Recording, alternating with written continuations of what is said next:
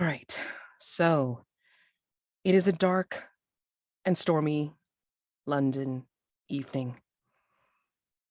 Hear the clopping of the horses of the carriages that are going by.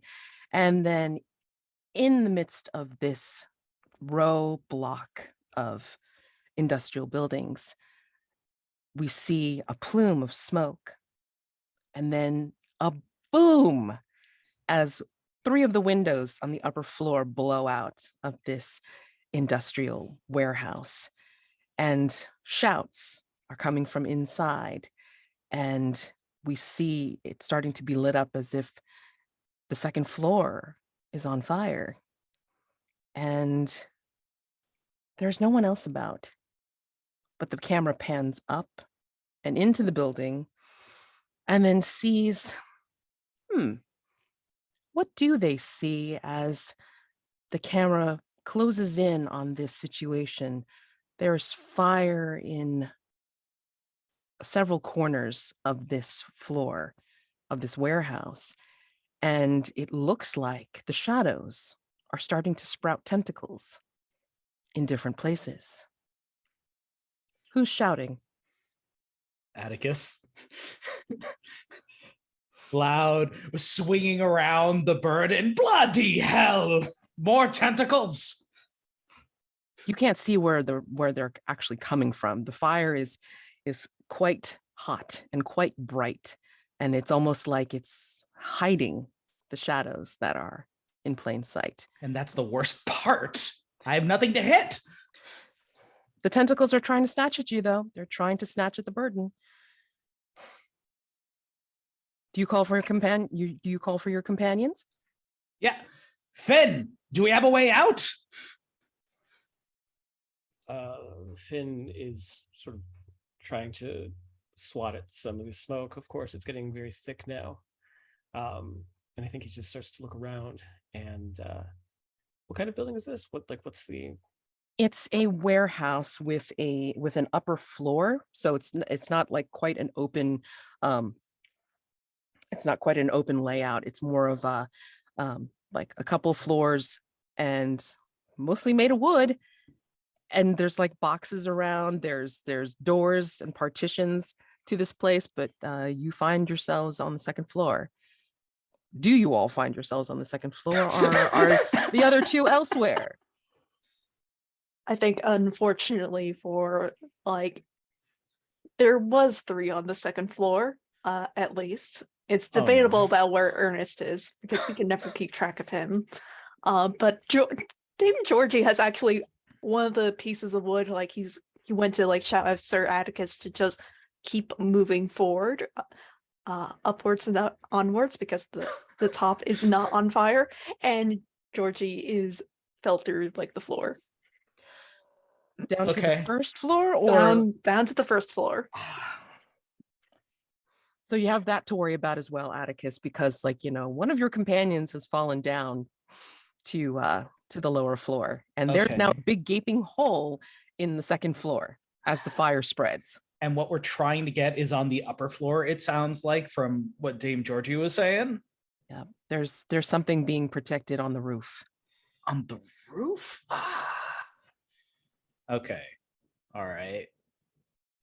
Where's Ernest?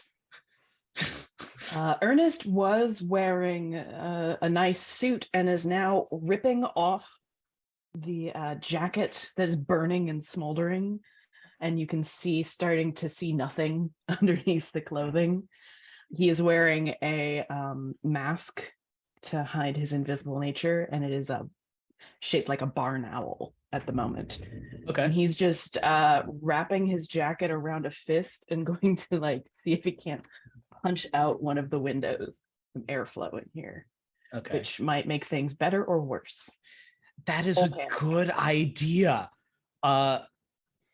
Mads, there's furniture strewn about, right? Yeah, and the boxes, boxes of storage boxes. I am taking a hint from Ernest. I am tearing my shirt off, wrapping my hands, and I want to grab a table and throw it out the window to get some airflow. We're not. Just call this the big ass cut scene in the beginning in the beginning of the game. All right. So like, you can do this. And then you're trying to smash open the window. Yeah. Ernest had a good idea. Okay. Well, Ernest was thinking that maybe it would be easier to go up from the outside of the building. Ernest did not see it or Sir Atticus did not see it that way. He thought you just wanted to get some airflow in. I've committed to this action, Mads. Okay, that's fine. So the camera pans to the outside as people start to gather, and then see like this big chair like come flying out the window, crashing to the ground below. And some of the dock workers are starting to call the brigade, call the fire brigade, but you're all still in there. Dame Georgie, what do you want to do now that you're crashed on the first floor? I think like the source of this creature is on this floor. So because like sort of like it's this sort of tentacly, sort of almost plant-like creature that's reaching upwards, trying to grab at everything. I'm not sure how the fire started. Maybe Sir Atticus or Finn might know, or maybe Ernest. Ernest is a wily one. But it's like trying to grab at me, and I'm just like trying to dodge out of the way. I'm taking my cane and whacking at anything I can possibly like get at it, and it's not doing much of anything because it's just a regular cane. It's sharp on the handle, but it's not supernatural. The thing we need is on the roof. That's the only way we could destroy it. Okay. I think I'm just shouting, "Get up on the roof! Come on, don't be slow about this." Some of the From dock the workers hole are in trying the to get into floor. the warehouse now. Oh God. Okay. All right. We've got to put the flyer out. It's like, what are you doing here, sir? Out. Out the window, is there a clear path to get up to the next floor? Maybe there's a way that Atticus could toss Ernest and Finn up there, get them some clearance. There's like ledges, like for each level of window that there is. There's like wide ledges, wide enough to be able to stand, not like 2 feet together, but like 1 foot at a time. So I mean, conceivably, if you can do that, I'd like to see that in the movie for sure. Go ahead. I mean, Ernest, Finn, do you want to boost? Do you want to dexterously climb up? I think Finn would have actually jumped down to the lower level. And when he gets there, he sees Dame Georgie, and he sees the men who are now bursting in, and he goes to them. And I don't know, are you wanting us to roll things if we're trying to do things, or what? Nope, you can go ahead and just Okay. tell me what you want to do. So we see there's this kind of like flash of violet in his eyes. He looks at the men and he says, "There's something on the roof. You should go get it, and by any means necessary." And he's essentially using his hypnotic voice to compel them to go and carve a path up to the roof. You see them like stop for a second, and then maybe you see the gleam from your eyes reflected in theirs, and then like the one that was in the lead is like, "All right, we got to get to the roof. It's like the fire's on the roof. Let's go." And then like they have ladders that they're trying to get hoisted on, and then against the building. And then there's also those that are also trying to lash ropes onto the ladders to this way help secure them more firmly, and then be able to hold them up. So now you're seeing like some of the dock workers like trying to make their way up to the roof. Conveniently, there might be a ladder or two that's like brought up, but nobody's going up them. So I So look to Dame Georgie and say, "Work smarter, not harder." And we'll start to sashay out of the building. Dame Georgie just rolls his eyes at this and just follows Finn along. A little bit creepy. now that there's a crowd gathering outside the burning building, Ernest is shedding more clothing at this point because this is not, I can't be seen like this. And hands Sir Atticus the mask and his coat and says, I don't think I need a boost. I think I can do it. Says the completely invisible air in front of you. Sure enough, put the mask askance on his head and then just drape the coat over his shoulder. Lead on. And so we see a camera pan out the window and up the building, showing absolutely no one, as Ernest tries to scale the boards and boost off of any ledges to get to the roof. And I think you'll see from the roof, or at least from your vantage point from lower below, I think you're going to start to see more of the tentacles like edge their way up and around and then start to drape themselves onto the building, almost as if they're trying to envelop the building with their shadowy selves. And then like the people that are on the ladder, like, what the hell is that? Get the water in there. Like the fire's like just burning the wood pieces up. We've got to do something about this right now. Finn is outside, and he has taken a cigarette and put it out, lifted his hand up and put it to one of the flames, and is just kind of taking a drag on it and watching as the men start to kind of try to, in this sort of amateur fire brigade way, try to scale the side of the building. And he's just sort of watching and smoking. Time and place, Mr. Quickly. For what?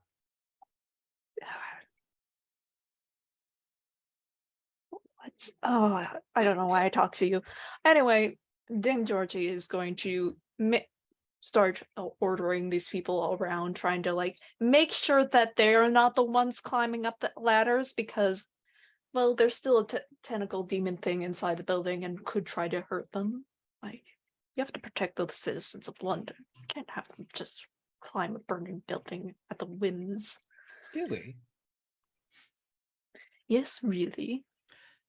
As Dame Georgie says, we can't have the citizens of London climbing a ladder. Sir Atticus is going to go ahead and climb a ladder.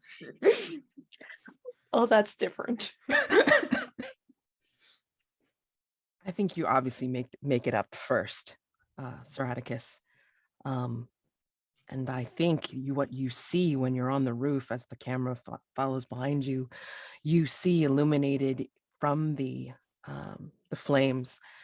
You see what looks like a shadowy tree. The tentacles aren't tentacles necessarily. They're actually branches, but just a lot more flexible and a lot more animalistic. And this tree is waving, like trying to envelop the building, but also reaching up towards the sky. And if you look up and follow where the tentacles branches go, you see that it is looking like it is praying to a blood moon. What looks like a blood moon. Oh, What do you do? I go at it with my cutlass. This is a fey being. I'm trained for this. Let's go. Shouting apologies. Ernest, I don't know if you're here, but be careful, as I'm just like swinging. You hear like a squeal, or many squeals actually, starting to come from this thing that you're hacking against. And it sounds something between like screeches of metal and the screams of a pig. But it is this shadowy, tentacly, branchy tree that is objecting to your pruning of it. I think if everybody else makes their way to the roof, I think you'll see that Atticus is taking care of it, but then there are some of the branches and tentacles that are starting to make their way towards him. as if to rejoin the tree or overtake and overwhelm him.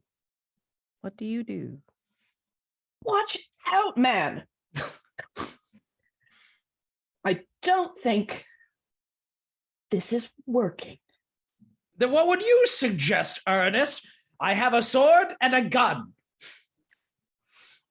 Perhaps using your words. I know it is not your specialty or capability most days, but we could discern something about the motivations. Please, giant tree, stop trying to eat the building. See the gleam of 3 gems at its center. You can't quite get to it yet because of all the tentacles and the branches. They look like eyes. One is a sapphire, another is a ruby, and another one is a topaz. That work? If I make an opening, Ernest, would you be able to get the gems, eyes, whatever the devil is inside of this thing? It raises an interesting question. The branches, tentacles of this tree were reacting to Atticus and trying to swarm him. Yes. I presumed based on his violence. Are they reacting to me? No. Then I think in whatever graceful and staged sort of manner, much like a game of hopscotch, Ernest might move around and see if I could get to the heart of this. I'm going to say you do. Which gem do you pluck out first? Partial to red myself. As you pluck out the red gem, the screeches not only are louder, but you can feel them. Each one of you and the people that are on the ladders and watching from the street, they all can feel this, so much so that they go bow to their knees with the pain of this screaming. Atticus, the tentacles are still coming after you, though. I'm still gonna cut them down. It is what I do. And if it's buying time for Ernest and maybe Finn, if Finn decided to climb a ladder after putting out a cigarette. Dame Georgie, I think you're up there by now as well. I was going to ask Mads, Yeah. if it's possible. On the way up, I think maybe one of the gentlemen has like an axe, like a fireman's axe, but it's the head is made of iron. And he'll say, "Could I borrow this?" And he'll take the axe. And as he comes up to the roof, he sees Atticus struggling. You know they don't like iron, and he'll toss the axe to him. I didn't have any available though, so thank you. And I will go to town on the rest of these tentacles thanks to Finn. They wither at the touch of the cold iron, turning to gray, wrinkled. Where it was shadowy and kind of diaphanous before, now it is a gray, wrinkled, fatty mess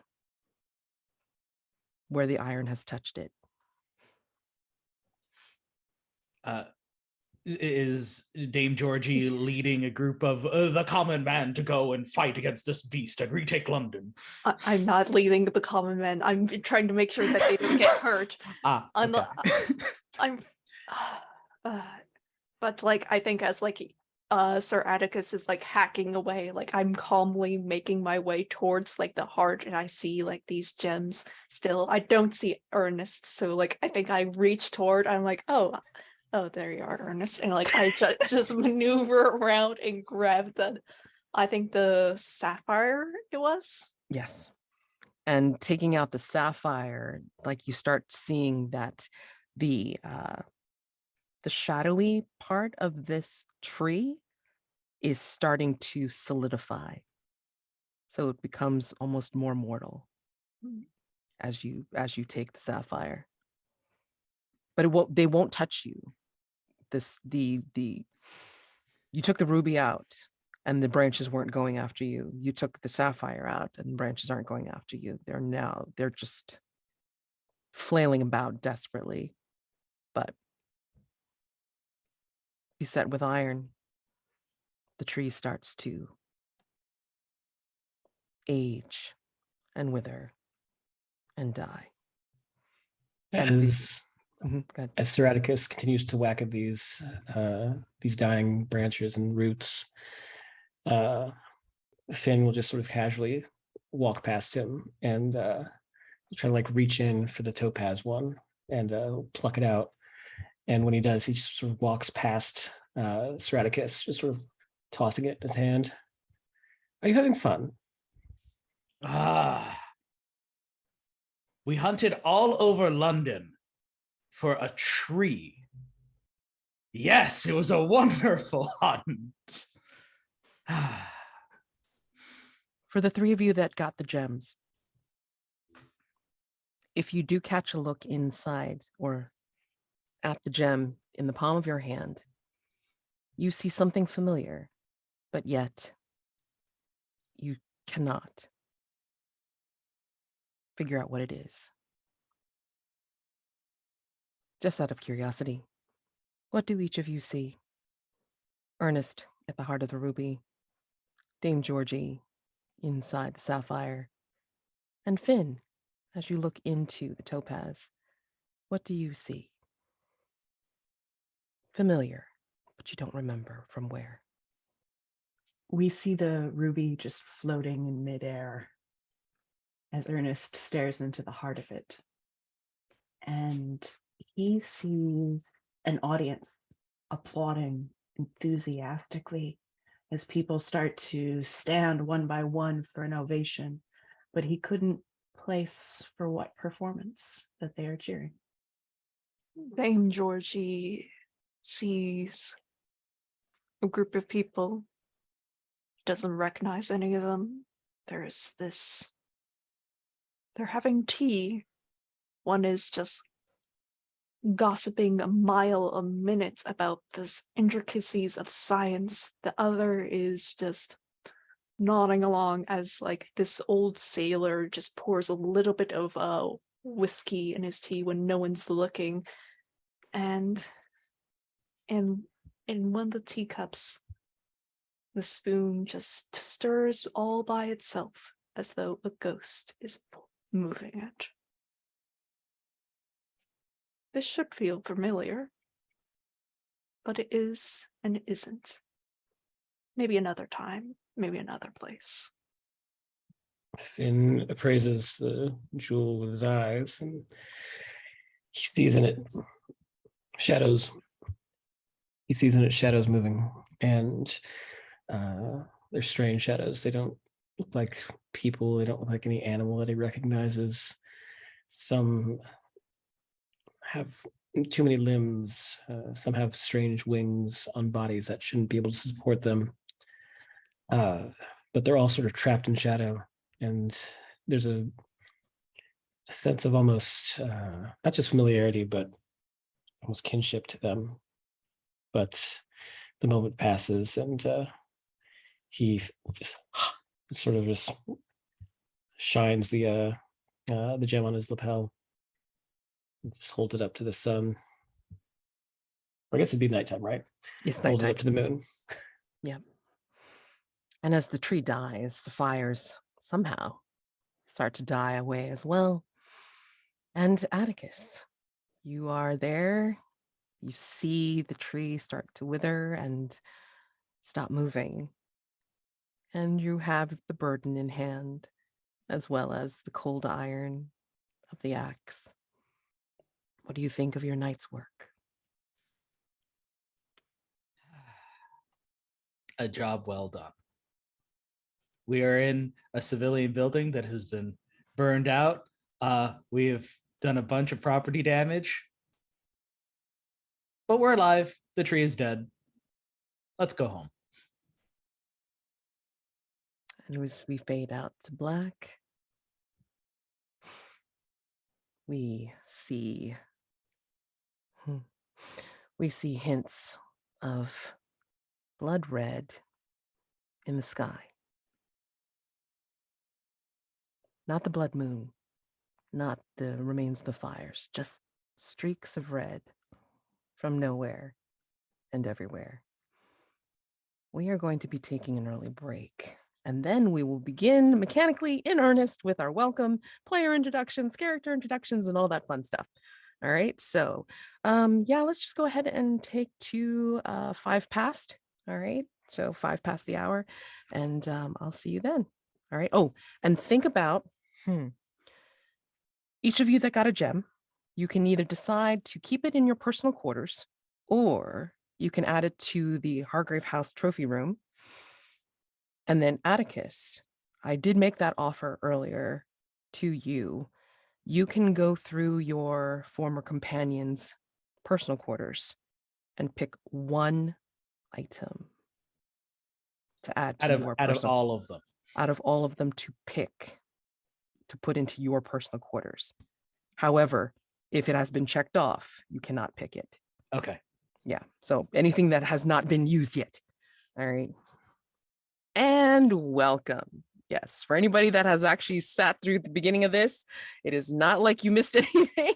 We just totally started in media res because that's season 2 and I'm a willful child, as we well know. So welcome to the Between Stars and Suns season 2. Woo! So I'm Madelancholy, Mads for short, she, they, and we are starting off a new season.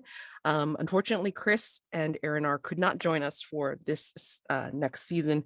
However, we have gained Chaotic and Sarah, so I'm going to have them introduce themselves in our player introductions. So if you wouldn't mind, Chaotic starting us off, name, pronouns, and what you're interested in doing in this campaign of the Between. I'm Chaotic, he, they. I have run a lot of the Between. It's safe to say that I've run the most Between. And I've played in a couple of campaigns. I've only finished one campaign of the Between, and I'm bringing my explorer back in order to finish his story. So it's going to be really interesting with this group dynamic. Oh, they're just a wily bunch. Okay, thank you. And Sarah. Hello, I am Sarah. She, but they is also fine. And I'm just a fan of all things roleplay. This is my first time playing the Between with a new GM, and I'm just so humbled to be at the table. As far as in-game, I'm looking forward to getting up to all sorts of invisible nonsense. Hope to give you plenty of opportunity for that. All right. And welcome back to our players from last season. My gosh, Mike and Jack. Jack, do you want to give us start us off? Yeah, sure. Jack, any pronoun is fine. And I'm excited to play a different character. And full disclosure, this is a homebrew playbook, but I'll talk more about that later. But I'm excited to get to test it out. And Sir Atticus, our survivor of last season. Mike. My name is Mike, he, him, and I am playing Sir Atticus Wellington-Hughes, wielder of the burden, a legacy. And I want to finish my hunt. I know we have like this mastermind thing and everything, but the hunt would be cool. Absolutely. And yeah, so running another season of this. I'm interested to do a lot of, I guess you would call this season kind of an experiment, because one, we are using a mastermind that is not part of the published materials yet. And so I guess this would be essentially a play test, but we're just going to run with it because this is the mastermind, a mastermind by Ben Bisogno, who played the Undeniable last season. And I'm excited to give this a shot. And as Jack had said, they will be playing a homebrew, as well as Sarah will be playing a homebrew. So there's going to be a lot of playtesting / experimenting in this season. I'm very excited to see it. And as always, I will be including at least one homebrew, if not, a few threats in this particular campaign. All right, as well as the usual season material. Okay, so yeah, so player introductions. We have all played now the Between in some way, shape, or form. And so we have already gone through our safeties. I mean, like, just to clarify certain things, because this mastermind will be, in her own way, darker, and probably bring up a few things that will toe the edge of safety. So we have that under discussion, but we will always, again, keep each other in mind, keep each other playing safe and with enjoyment. If there's anything that is difficult, again, safety tools are on the table. X card. If something is objectionable in an unfun way, X card it, say it outright, and then we'll stop and then change it and then move on. Open door, if for whatever reason you need to go, take the open door and just let us know whether it's for the scene or out of the session or out of the game. That is perfectly fine. We won't ask you why. And lines and veils, again, we have a safety tab in our character keeper that has a list of our lines and veils. For anybody watching, it's you should also have a list of your own lines and veils as well. So I mean, this is dark and intense subject matter, even more so this probably season. So I would say it's if it gets to be too much, please stop and step away and come back when you feel more comfortable. All right. That's that. And then of course we understand our cats, our concept, aim, tone, and subject matter, because we've all played this again before. So this is great. I'm not going to go through that and belabor that too much. All right. So given that, let's go ahead and introduce our actual hunters now. All right. So we will be starting off from left to right on our character keeper. And that will be with Dame Georgie. Let me see. Hold on. Let me, since we're introducing some new characters, I'm going to go ahead and read the blurb at the top of the playbook. But actually, you know what? Let's start with playbook, name, pronouns, and look, and vice. If you can start us off with that, Chaotic, and then I will read the blurb at the top, and then we'll go into, all that fun stuff with the personal quarters.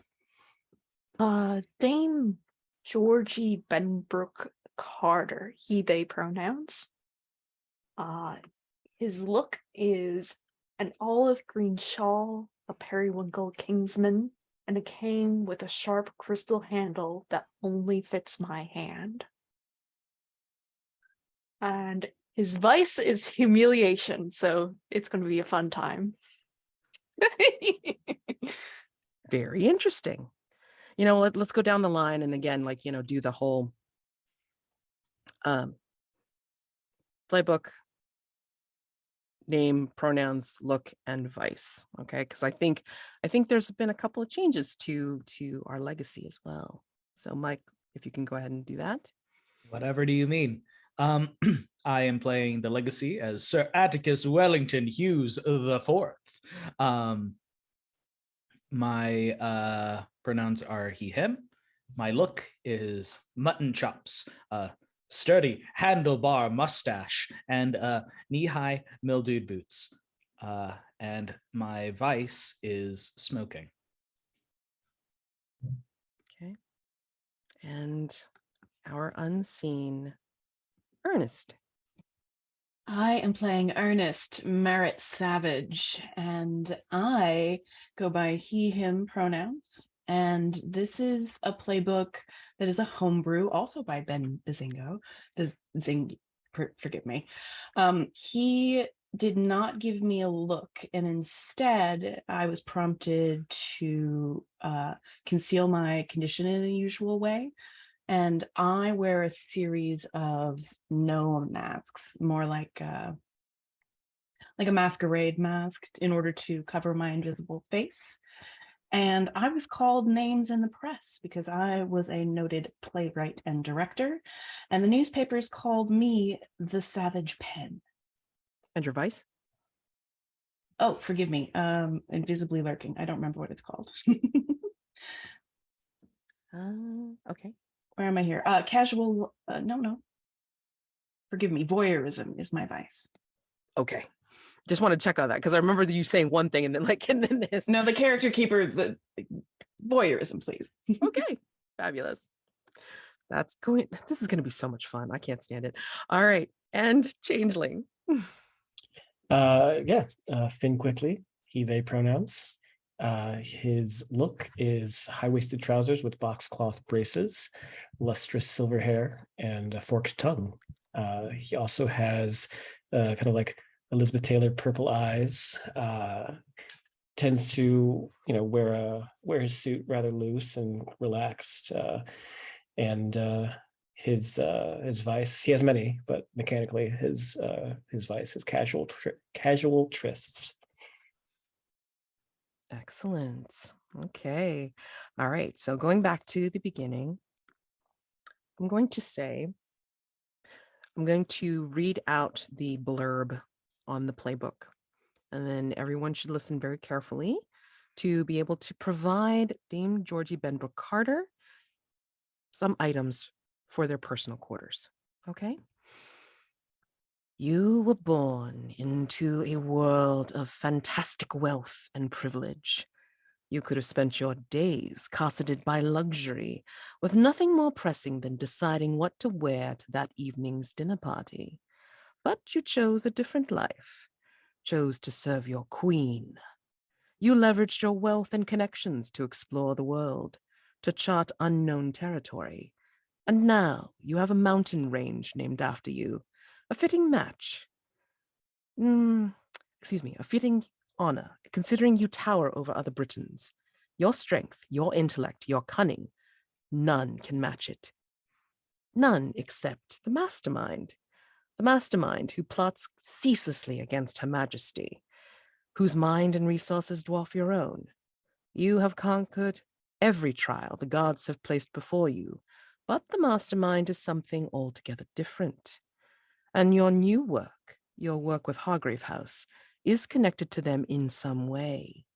You spend your days and nights exploring the true heart of darkness, the monsters that stalk the streets of London. But none are so monstrous as your opponent, the one who sits on the other side of the chessboard. Will Great Britain still be standing when the grand game is over? Knowing this, what do we think is in Dame Georgie Benbrook-Carter's personal quarters? And again, the player has veto or revision power over the item. I know. Dame Georgie, you have an oversized fountain pen that when you go to remove the cap, very substantial needle and or blade sprouts from where the pen nib should be. Pen knife. I gave you a pen knife for. I think you have a little black book that is a collection of contacts that you've made for international shipping. If you need to get something from a place that you explored in the name of Her Majesty, you know who can get it for you. Could I add one detail? Of course. It has a list of contacts, but it also has a list of orders these people have made from me. Oh, okay. I'm going to say that you have a battered pocket watch, maybe not the one that you use or the one that you show on a daily basis, but you have this watch. It is made of a lesser material, and it is worn at the etchings that you can't necessarily see what the designs are anymore. But when you open it up, there is a faded clock face, and on the other side is someone's picture then only you know who it is. I'm going to say that you have the key to a panic room that you installed somewhere in London.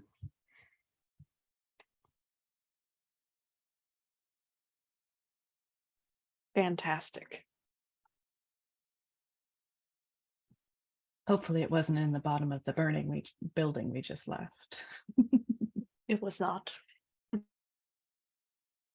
Now, this is a unique situation because this is the legacy that has been transferred over from before. And I'm not going to mention it just yet. However, I'm going to say,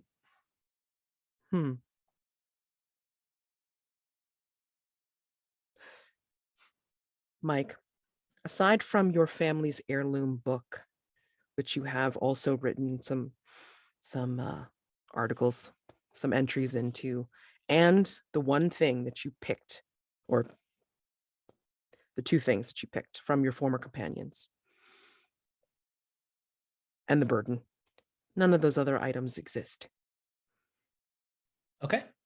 So, everyone, let's listen to the description for the legacy, and then we can populate the legacy's personal quarters. Hargrave House is filled with monster hunters, but you're the only one who was born to do it. Your parents, their parents, and their parents before them have known only one thing: reveling in the destruction of ungodly beasts and carnivorous terrors. Your family name has been whispered in secret meetings for generations, passed along to those in need of your hereditary talents. You were taught how to hold a blade when you were a child, and completed your first hunt not many years after. Your knowledge of combat and trapping is unparalleled, but you've grown disillusioned with your heritage. You want more than just another entry in a long ledger of death.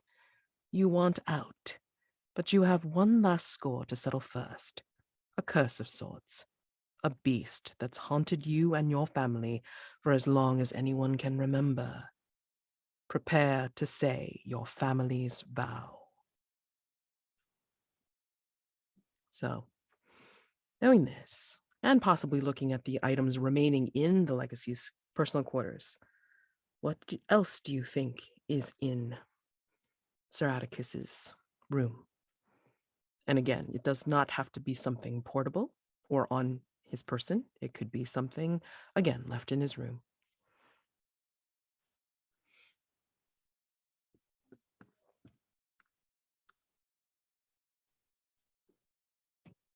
Sir Atticus, I'm going to let you keep that iron hatchet from a fireman.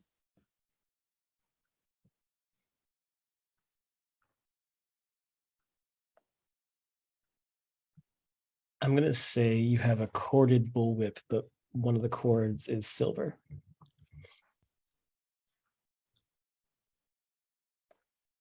You have a gift from Dame Georgie himself, and it's an unclaimed tailor's outfit, such as like Georgie custom ordered an outfit for you. You don't know what it looks like yet.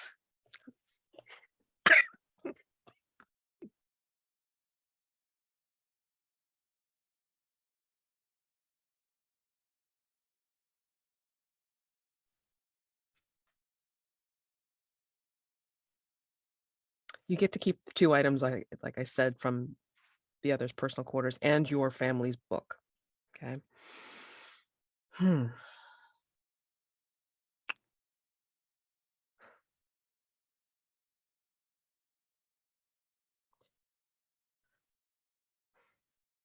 I think you have a strange skull. You have the skull of a beast, but not your beast, of course. And it's not big. It's probably that's something that can fit in the palm of your hand. And for some reason, you know that the reason the skull part is hollowed out is because it was used for an ashtray.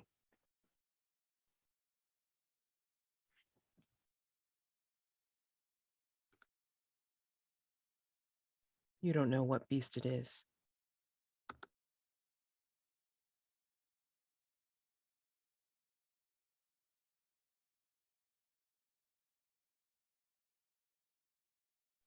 Okay. Onward to the unseen. You have not always been invisible. Once, in fact, you were front and center in the public's eye, recognized for your plays and epigrams. Most notoriously, you earned the tabloids' attentions for your trial, imprisonment, and execution, an occasion for which you declined to make an appearance. Presently, you work for Hargrave House, gathering inspiration for new productions that you write, even now for the Grand Guignol. Can you bear to avoid the regards of your public for long? Will you revenge yourself on the consumptive elite that nurtured your dreams only to feed their fascinations with your demise? The stage is set for us to find out. For now, you are the one gazing on, the watcher in the wings. Knowing this, what is in Ernest's personal quarters?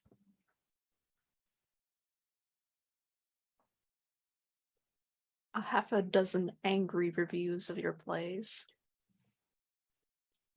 Just a half a dozen, I heard, right? Half a dozen. Excellent. There That might be seems right. more, but you No, only no, have no, a half, dozen. half a dozen. You have a the typewriters would have been invented by then, right? Or no?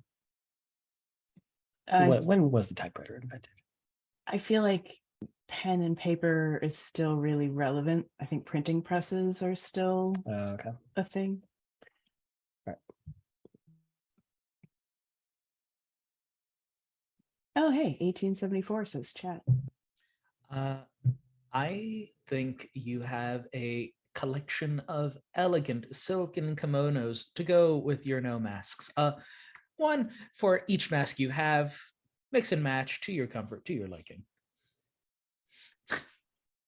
I'm going to say that even though the pen is often mightier than the sword, sometimes you actually do need a sword. So I'm going to give you a cane sword.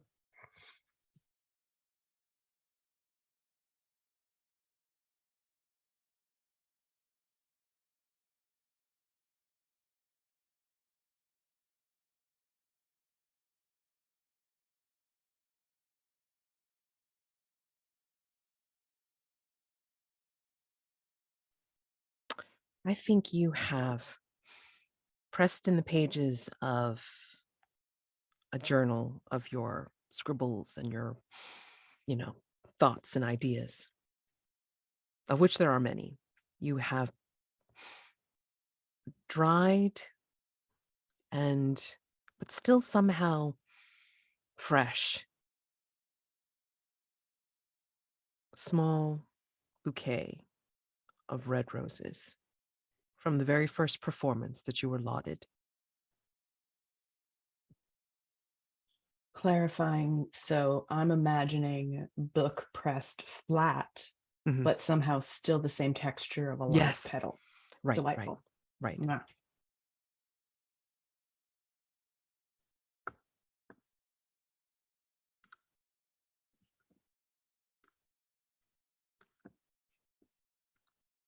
And last but not least, the changeling. You did not come to this world as other children did. Instead, you are part of a crueler game that's long been played between the realms of Fae and the mundane. Your true form was molded into the best approximation of a human infant and sent to replace a stolen child to stir mischief in their place. Unfortunately, they never came back for you, and so you lived as the child you replaced would have. With time, your attachment to both realms has become uncertain and murky. Torn between two worlds, you have drifted into Hargrave House, a sanctuary to strange and unusual beings like yourself, with the hope of setting yourself on a path of your own design. Knowing this, what is in Finn's quarters?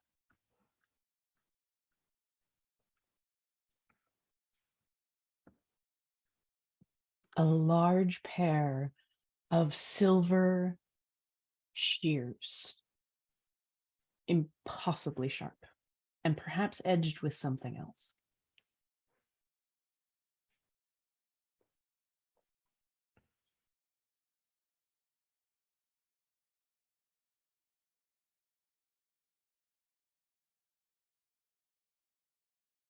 A basket of needles and thread with odd titles such as Moonlight.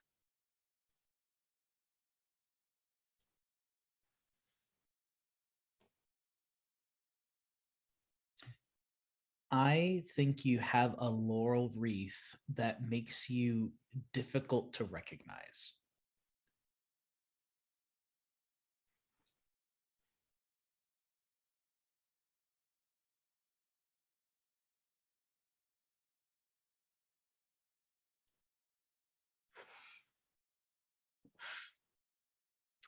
I want to give you something practical, but I also want to give you something that's almost sentimental.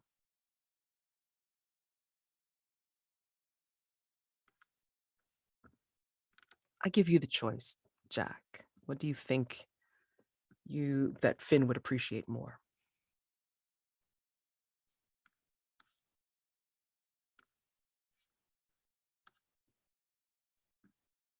Sentimental or practical? Oh, let's go with sentimental. Okay. I'm going to say that in the deep part of your closet, if you use it, you have hidden a swaddling cloth. But there's something strange about this swaddling cloth. On one side, it is of middling quality linen and woven material, bit nubbly, not as soft. On the other side is something that is spun from a creature that does not exist here. It is of the softest and plushest material. And sometimes you'll pull it out, trying to decide which side you want to feel the most.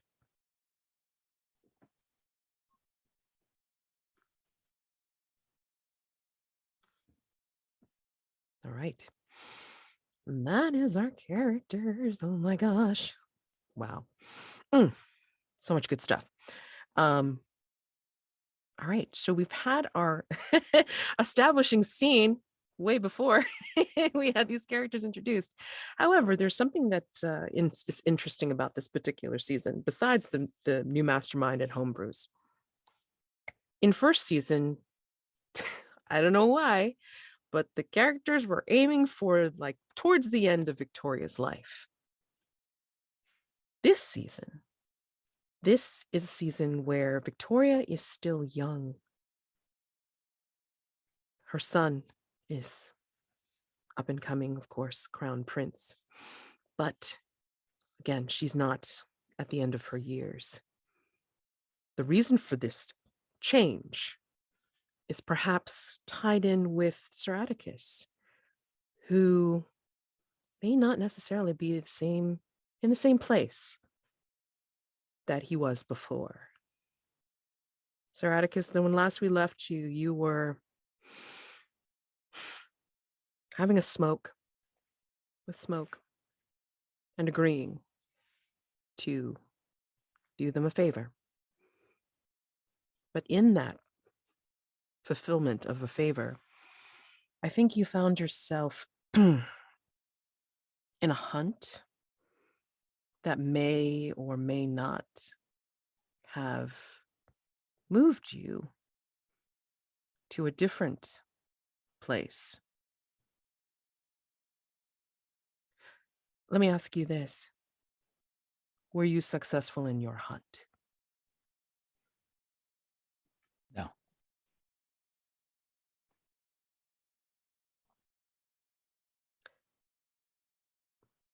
Was the prey too wily for you, or you chose not to fulfill it? There was a hunt, but I was interrupted. Please describe the portal that appeared in your journey that interrupted your hunt. I had chased my quarry into a quarry, into a dark cavern underground.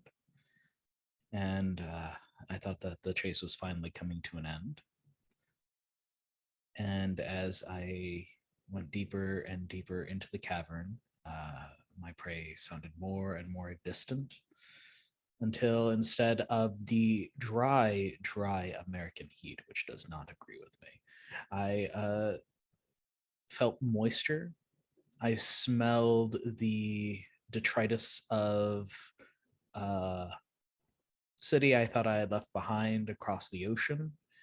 And I emerged out in the middle of the London sewers.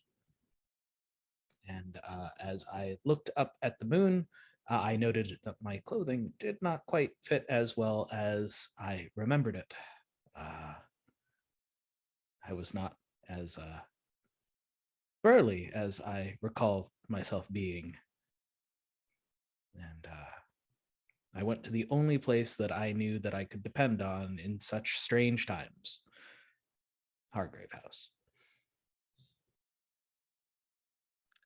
And I think that when you found yourself at Hargrave House again, I think you found it changed. And you didn't see any of the things, well, most of the things that you saw before.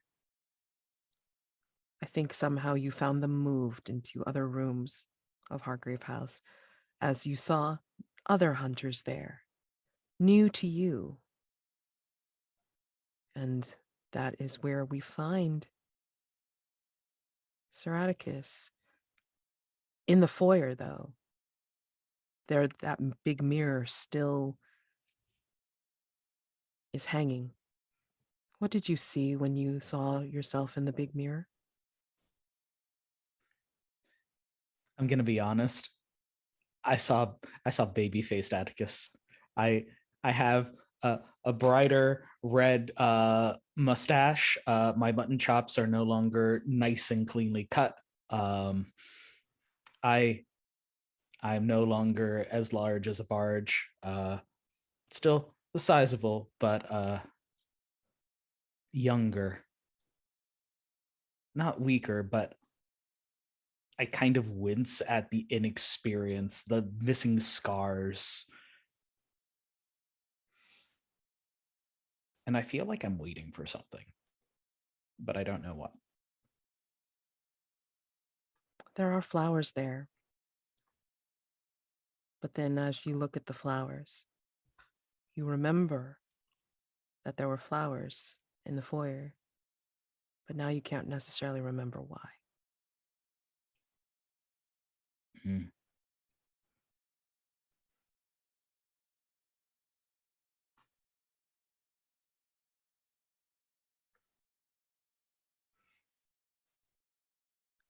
And the work, as always, continues, regardless of who is at Hargrave House.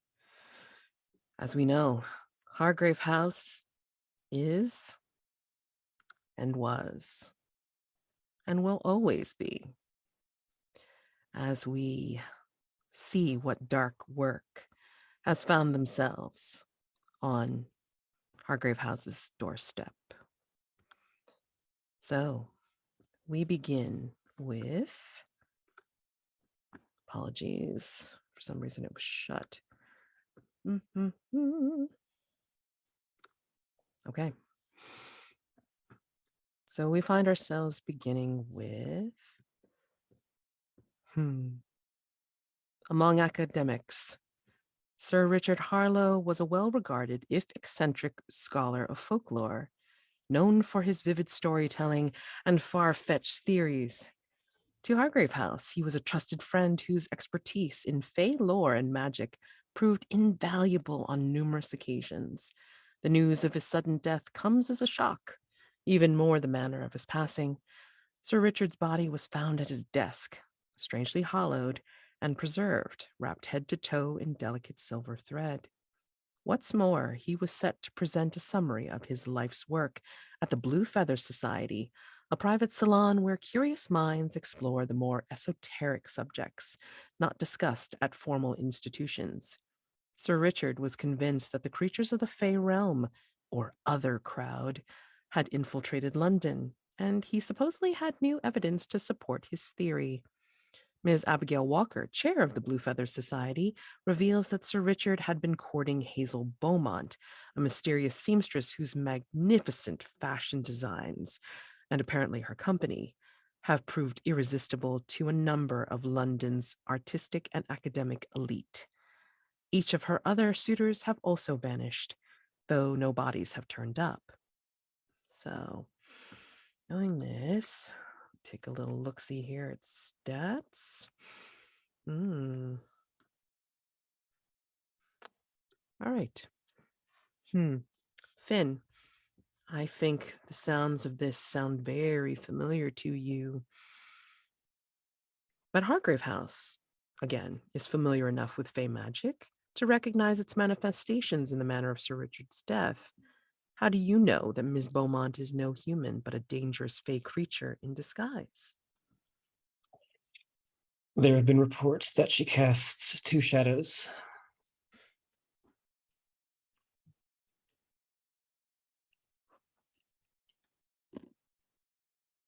All right. So, finding out about this is one of those threats that actually has 3 different questions that you can answer. You don't have to pick right away which one you want to enact. However, always realize that when you're given a choice like this, the one with the least complexity is usually the most dangerous. All right. So I'm just going to read these off and I'll put them in the keeper proper in a few. The 3 questions that you can pick from to answer are: how is the creature ensnaring her victims? That's complexity 4. You would resolve the threat by allowing a hunter to be lured by the seamstress as bait, then capturing or destroying her. Simple enough. Another question: what is the creature's true name, which is a complexity 6. You resolve the threat by learning the creature's true name, gaining power over her, and dismantling the binding rituals which sustain her in the human realm. Fey names can take on many forms. It could be a fleeting series of images, a song or a poem, a word unknown to human tongues, or something else. All right. Or the most complex, but possibly could be very advantageous to Hargrave House: what does the creature truly want? A complexity of 8. So you resolve the threat by striking a bargain with the creature in accordance with ancient Fey customs. And then you can, figure it out as you're answering the question, or you could choose from one of the following. The hunters declare who is under their protection, even suggesting alternative targets, and allow the seamstress to continue her work. You can have the hunters establish a Fey embassy, helping to integrate with human society. The creature will not kill other humans as long as she is not threatened. Or the hunters assist the creature in a ritual that opens a passage back to the Fey realm. She will depart as long as one of the group goes with her.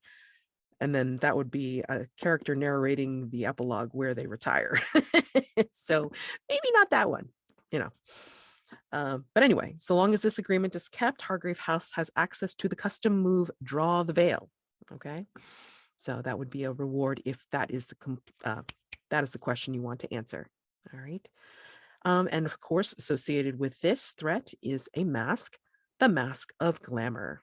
All right. And I'll let you know what that is when you pick it. So there's several different places where you can go. You can go to Sir Richard's flat. They found the body, but of course, Scotland Yard may miss some things. You never know. There's also the possibility of going to Hazel Beaumont's shop on Savile Row. And then there's also the, Beaumont's private workshop, as well as possibly the Blue Feather Society, if you are so curious. All right, to search for clues there. So I leave it up to you. You can either continue on with establishing scenes in London. And remember, as always, you are aiming for dawn questions that you have in your playbook to role play at any point and any time in the game, in the session. And then when we reach the phase of dawn, then that's when you will go ahead and see if you've answered the questions for experience points. Okay. So we are in day phase. Let me just double check to make sure that there's nothing going on with anybody. Okay, so new threat presented and regular scenes commence, which also includes investigation for information. And then we will move on to the next phase when you're all set. Okay, so let's go around and see what each person wants to do. Finn, what would you like to do? Knowing about this threat on the doorstep.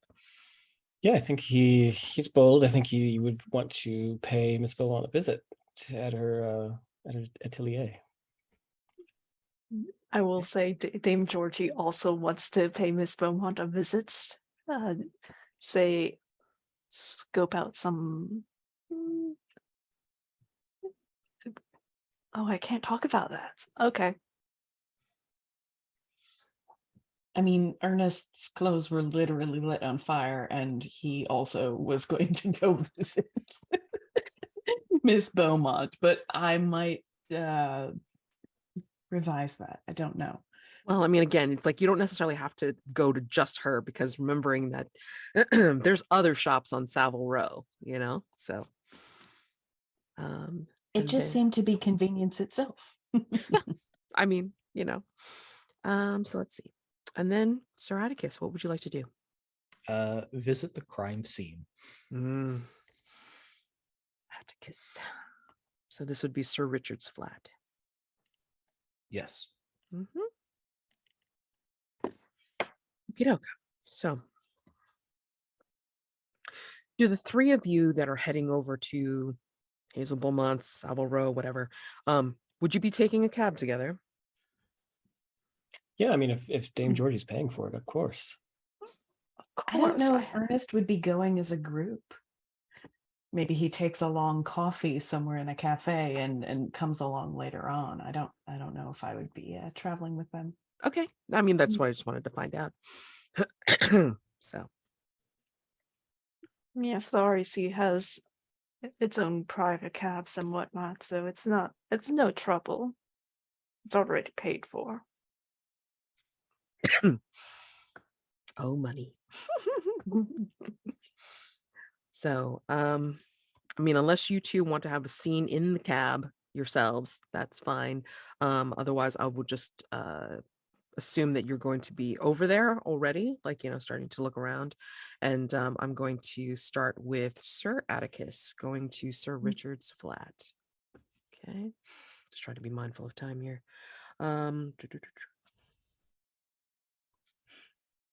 All right. So for Sir Richard's flat,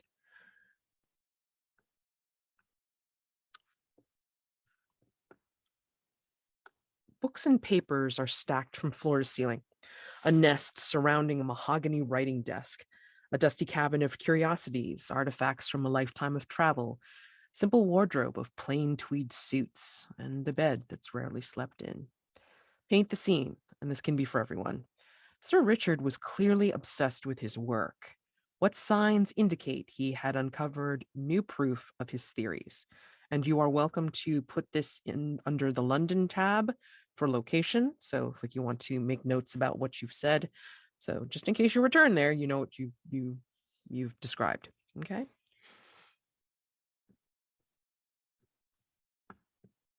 What signs indicate he had uncovered new proof of his theories?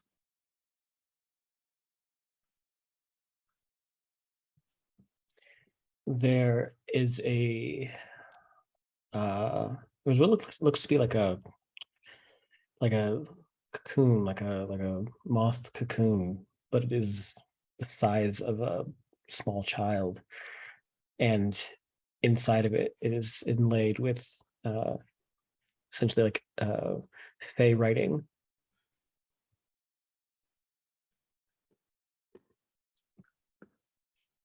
It looks as though he was barricading his quarters with whatever iron tools and implements in front of the windows and openings, that perhaps his discovery led to some unfortunate terrors, perhaps.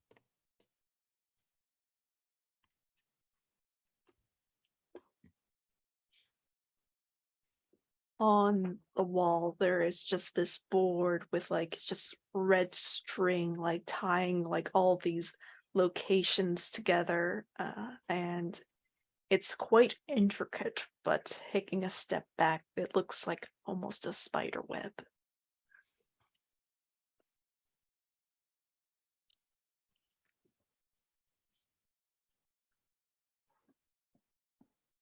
I think that there is a plant, just like a small tree in miniature, that is entirely too bright, too vibrant, to have been growing unattended indoors.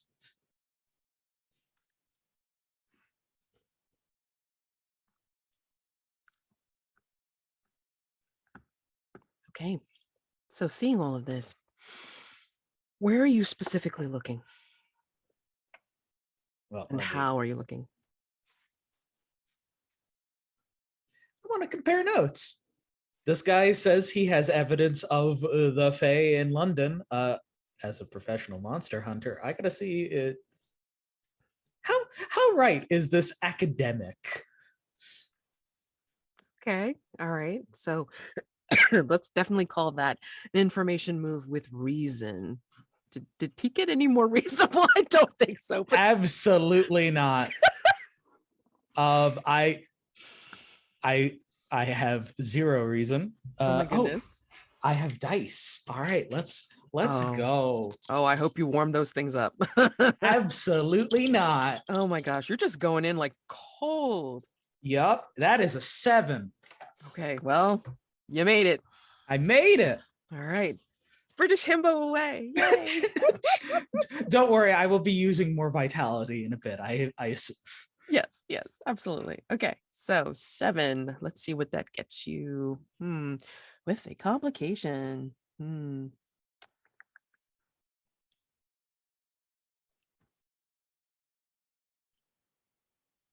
Just doing the whole Gaston thing, opening the book sideways. There's no pictures in here. Oh my god. This is what is this? There's no samples, there's no pictures, no first person accounts. It's all Latin. I'm really Right. picking up that Sir Atticus wants a scratch and sniff solution. Well, speaking of that, actually, as you're as you're like riffling through his books and like shaking them out and all this kind of fun stuff, you find it's folded over in a few different ways, actually. It's luxurious, like to your touch, it's luxurious imported paper. So probably of Egyptian in origin, like it's that fine and woven. And it's folded. And you smell it. It has a distinct smell of like some sort of perfume. Even without opening it, you can tell that it's some sort of love letter. Okay. And that is your clue. An unopened love letter penned on luxurious imported paper. Okay. But as you find this, pick it up and then take your meditative sniff. You hear coming from below, because I imagine that this flat, excuse me, this flat is up on the 2nd or 3rd floor. And then from down below, greeting the landlady, you hear a voice that you might not remember from previous, but you know who it is in your bones as soon as you hear the wonderful strident tones. Yes, I have wanted to see. I know my constables try to do the best work that they possibly can, but they miss the details. It's the details that make the case, that make the investigation go more smoothly. I need to go back into Sir Richard's flat and then look for myself. And you hear this person coming up the stairs, making their way towards Sir Richard's flat. The wonderful strident tones of a D.I. Pettigrew. Okay. All right. We're going to leave you there for a second, and then we're going to head over to excuse me, Finn and Dame Georgie. All right.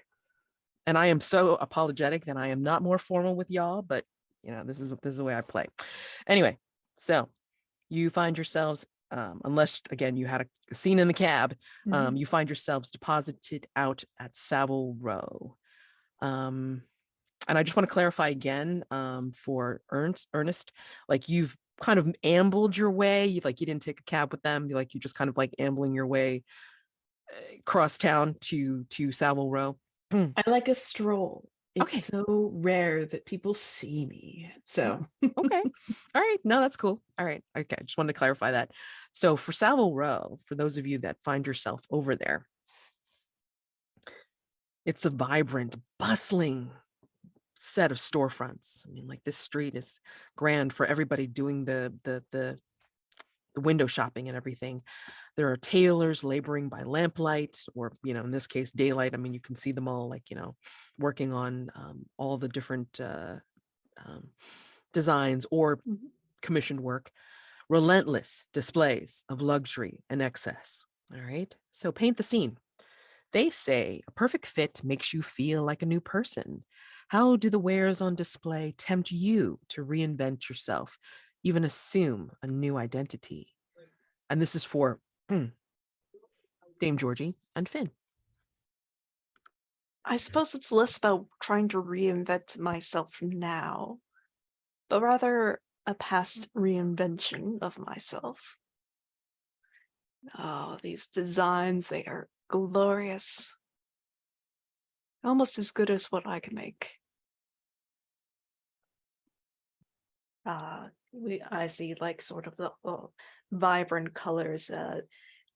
Actually, green is very in this year, and they actually use the crushed shells of beetles to get that sort of look without dealing with the more arsenic sort of things.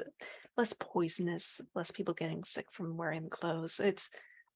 But it's still just so colorful and vibrant, and it gets me excited. I should order just some swatches. I think Finn is a bit more quiet when he's looking over these garments, especially in the men's section with these finely tailored suits and these beautiful twills and wools. He looks down at his own suit and sees that it's made fine enough. It isn't the most fitted garment. It's certainly seen its share of wear and tear. Probably smells a lot like smoke and alcohol and whatever other substances he's been enjoying the past couple weeks.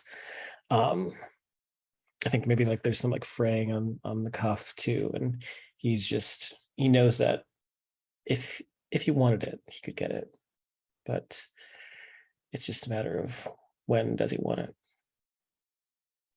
And I think you two make your way into the shop, and or what you deem to be Hazel Beaumont's shop, because while everyone is looking at finished garments or the display of different textiles and cloth and fabric, I think hers is quite distinct from everyone else's, not only because of the designs that are strangely gossamer or just a little bit avant-garde for what's displayed in the window, but these fabrics have a particular shimmer that I think, Finn, you recognize as being not quite. Do you go in? Absolutely. I'm so excited about all this. Yeah. I have not seen designs like this. And this is, I know that we're investigating something supernatural in here, but we may not want to take the most violent approach to all this. Detailing on these suits are beautiful. I need to know what her technique is. You offend me, Dame Georgie. I am a lover, not a fighter. And he'll toss the Well, to be cigarette fair, over. sometimes I get you mixed up with Sir Atticus because of the way you, I don't know, smell your clothes. I tried to offer to you before to replace your outfit, but I should offer you a different prescription of glasses if you mistake me for him. And he'll walk past very briskly past Dame Georgie into the shop and sort of give a look around, see who's here, see if there's anyone of. I think he'll look for Hazel Beaumont, but he's also scoping out possible like marks, like people who might be, wealthy enough that he could exploit them for something. Oh, absolutely. So I'm assuming that you're going in first, obviously. And what you see, whom you see first is a statuesque, regal looking back wearing a shawl. But I mean, like, very not prominent, but I mean, like, you can tell from this person just by wearing this incredibly ornate shawl that has a figure that could attract and arrest attention in a room. And when she turns to give you a little bit of a profile, you can see that she is talking with her companions with like an animated air, and she has extravagant jewelry on and heavy eyeshadow. She has a silver cigarette holder, and she turns to her companions and is chatting and kind of like pointing at some of the things that are attracting her. And she's quite statuesque. So Yeah, I can just kind of like slide in there, sort of as casually as I can. Oh yes, of course. Sort of doing that sort of laughing as if I've been a part of that whole conversation the entire time. oh, absolutely. I mean, like, she doesn't even bat an eye. She's basically you get her in the middle of like what she's saying, which is, hadn't even heard of the symbolists. Can you imagine? I said, darling, if it doesn't have the power to utterly consume me, body and soul, what's the point? And then her companions, like, laugh appreciatively. I think you can tell there's a little bit of sarcasm or what's the word? Kind of like pandering, a pandering laugh. And so, they're kind of twittering about and then looking at some of the wares. It's like, and then she spots you. My dear, I figure. couldn't agree more about the symbolists. They're so, how do I say, so fantastical. I prefer an escape, with my art. I'm sure you do as well. I mean, look at you. You are radiant. I don't know anyone else who could pull this off. Oh, you are a dear, aren't you? I am. I am Sylvia Belrose. I just have an interest in the occult, but I also like to talk a lot too. Sylvia Belrose just rolls off the tongue, doesn't it? Yes, it does. And he kind of flicks his fork a bit in between his teeth. Oh, I make it my business to know everyone who's everyone. Who are you, darling? I'm someone. You should get to know me. And she will, without preamble, she will tuck her arm in yours, and you can see the plunge of her very tightly pushed up corset, as she does. Dame Georgie, what are you doing as you enter in? I can't believe for 10 seconds I take off my eyes of Finn Quickly and he has found himself a mark. Well, I best make introductions just to make sure that Mr. Quickly doesn't get too far away from the task at hand. Yes, Mr. Quickly. It seems that you met someone. Who's this? Yes, of course. Miss Belrose, this is my chauffeur, Georgie. He's been very graciously accompanying me here. Don't you have some swatches to go pick out? Some kind of So cottons. splendid. Look at that. Oh my goodness. You must have like quite the funds, quite the resources. Of course. Quite fine. She's talking to Finn. Well, I liked that Dame Georgie's dressed the way you are. I like to keep I don't like to revel in modesty. I think whoever I'm with should be a reflection of my own taste. And well, obviously Georgie here is quite the portrait of it. Really, he's rather spectacular in this attire, isn't he? Wonderfully tricked out. Oh, are you going to be going for the newest designs by Miss Hazel Beaumont? Is that why you're here? Why, yes, we are. What have you heard? Oh, well, I have heard that she is the talk of the town. They're so strange and just innovative. I mean, do you see this shimmer? I mean, then she starts to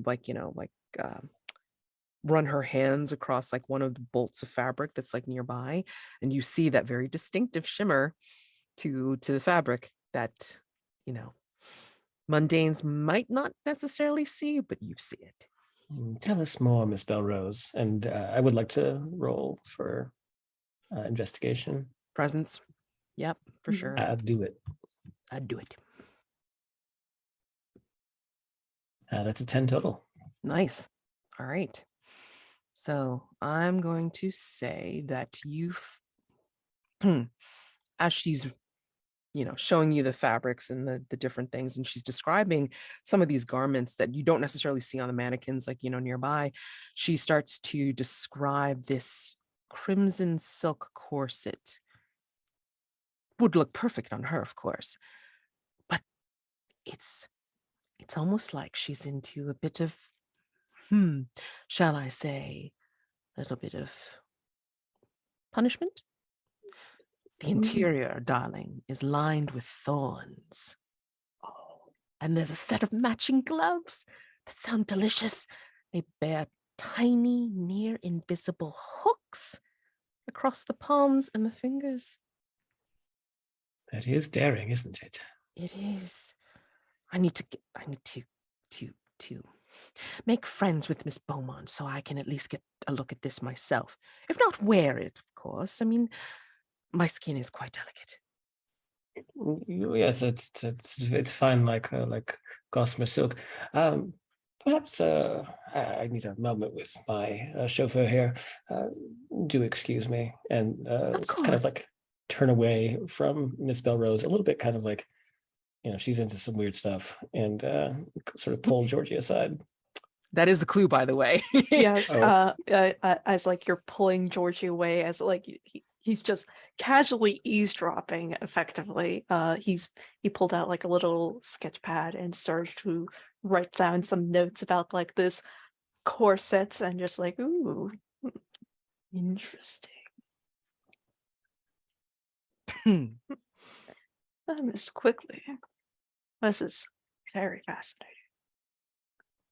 I have no idea what any of this means. What's our goals in this? Did you want to do an information move at this point before I head over to Ernest? I think I'm probably just going to have a conversation with Finn over like what just happened. It seems like, because he's pulling me to the side. Okay. All right. Let me just head over to Ernest first, and I'll come right back to you guys. All right. So, Ernest, you're making your casual way. You're out and about. Do you see people in the same way that they possibly see you as you make your way languidly to Savile Row? Do you figure anyone recognizes you in your infamy, or are you trying to keep a lower profile? Once I avoided my own execution and became beset with this invisible predicament. Ernest uses the masks, I think, to obscure his identity, even though it pains him so much to not be known as he is walking down the street. So he might look as an oddity in a high collar and cravat and very fine, if not maybe a year or two off sort of fashion. And a mask of a sparrow, clean white, but just very bird shaped in order to cover his invisible visage.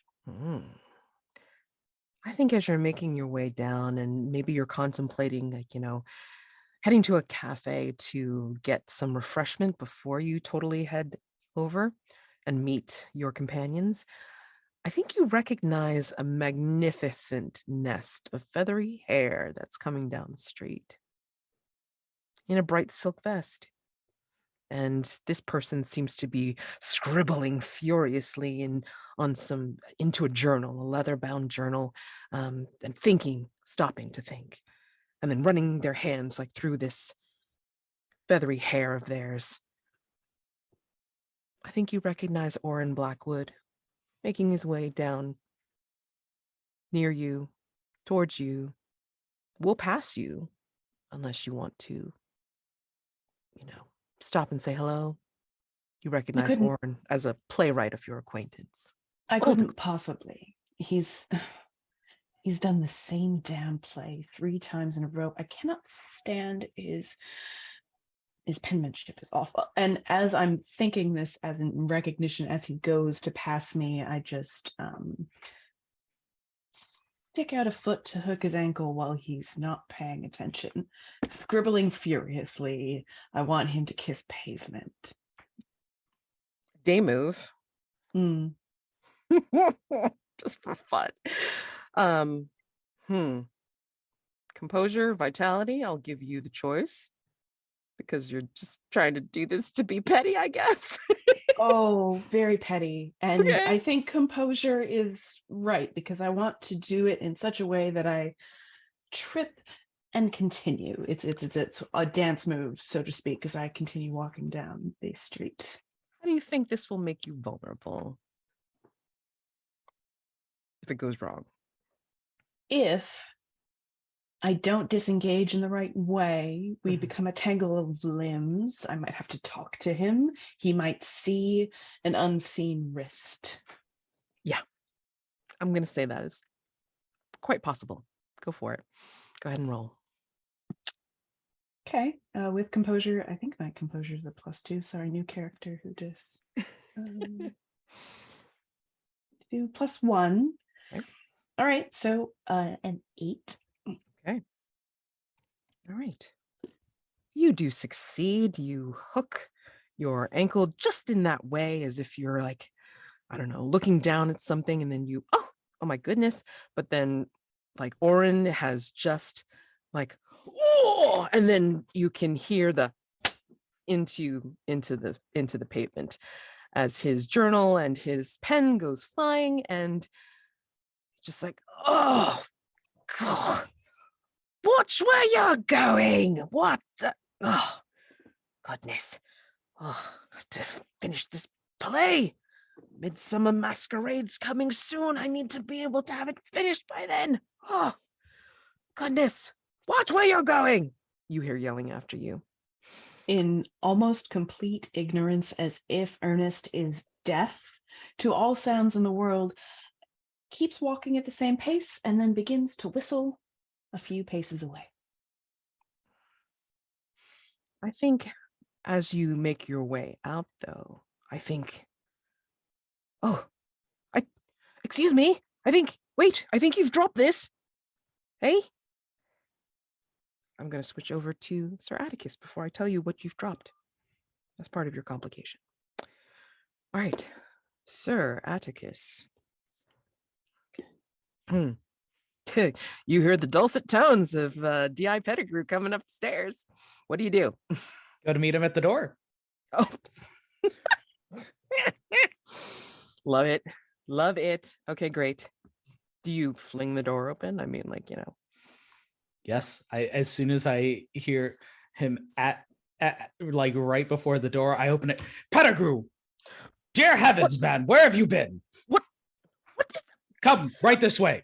Sir Atticus, what are you doing here? This is a crime Investigate- scene. Exactly, that's why I'm here. Good man. Are you not a friend of the Wellington-Hughes family?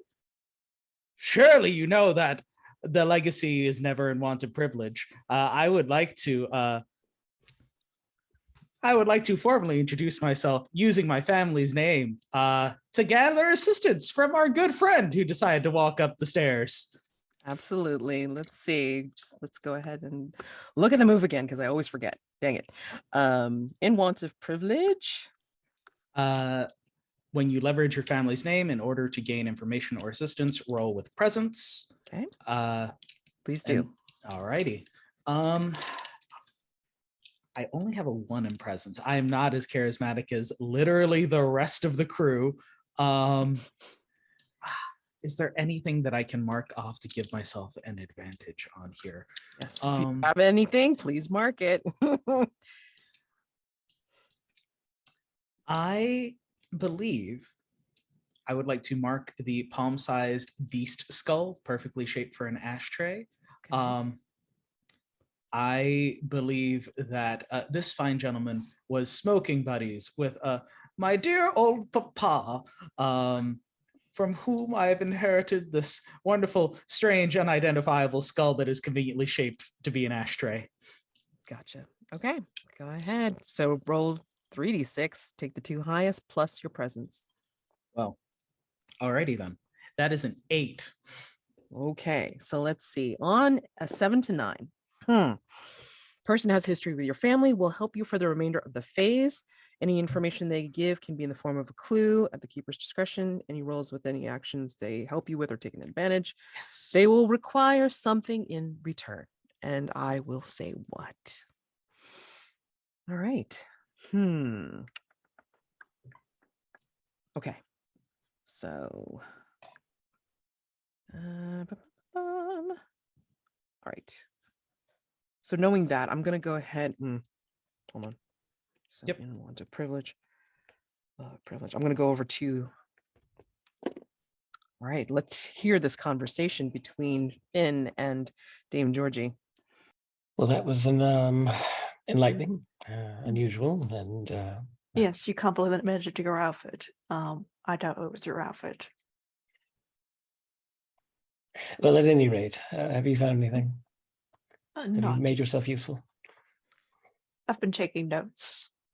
I've been drawing on the designs of Miss Beaumont's.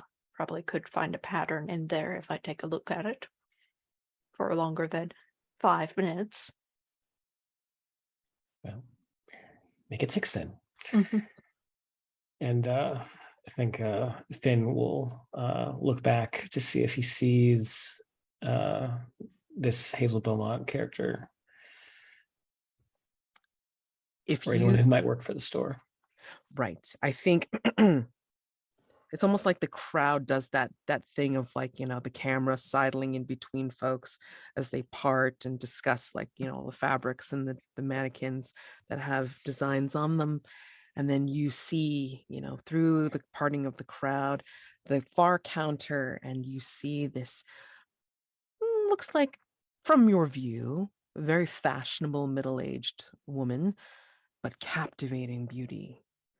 And she's layered in fine silk veils and scarves and gowns. It's like, it shouldn't work. It's like a cascade of cloth, but it's of this shimmery material that you recognize. And it just hugs her body like some kind of incredible ball gown, but it doesn't have that look. Mm. And you see that she's talking with certain people and then talking with maybe shop assistants who are wearing intricate aprons on top of their own clothing.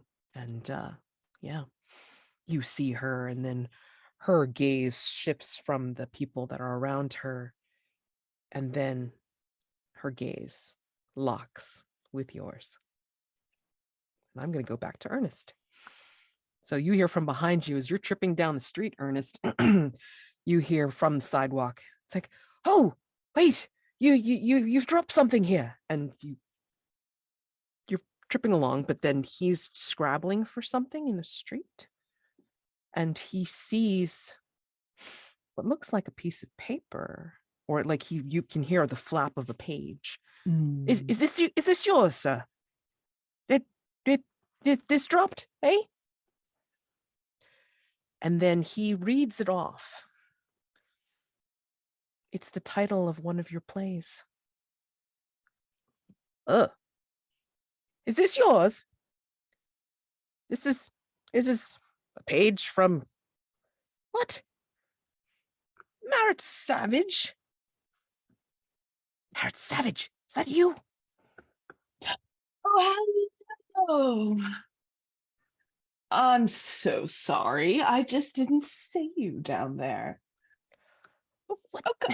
Up, man.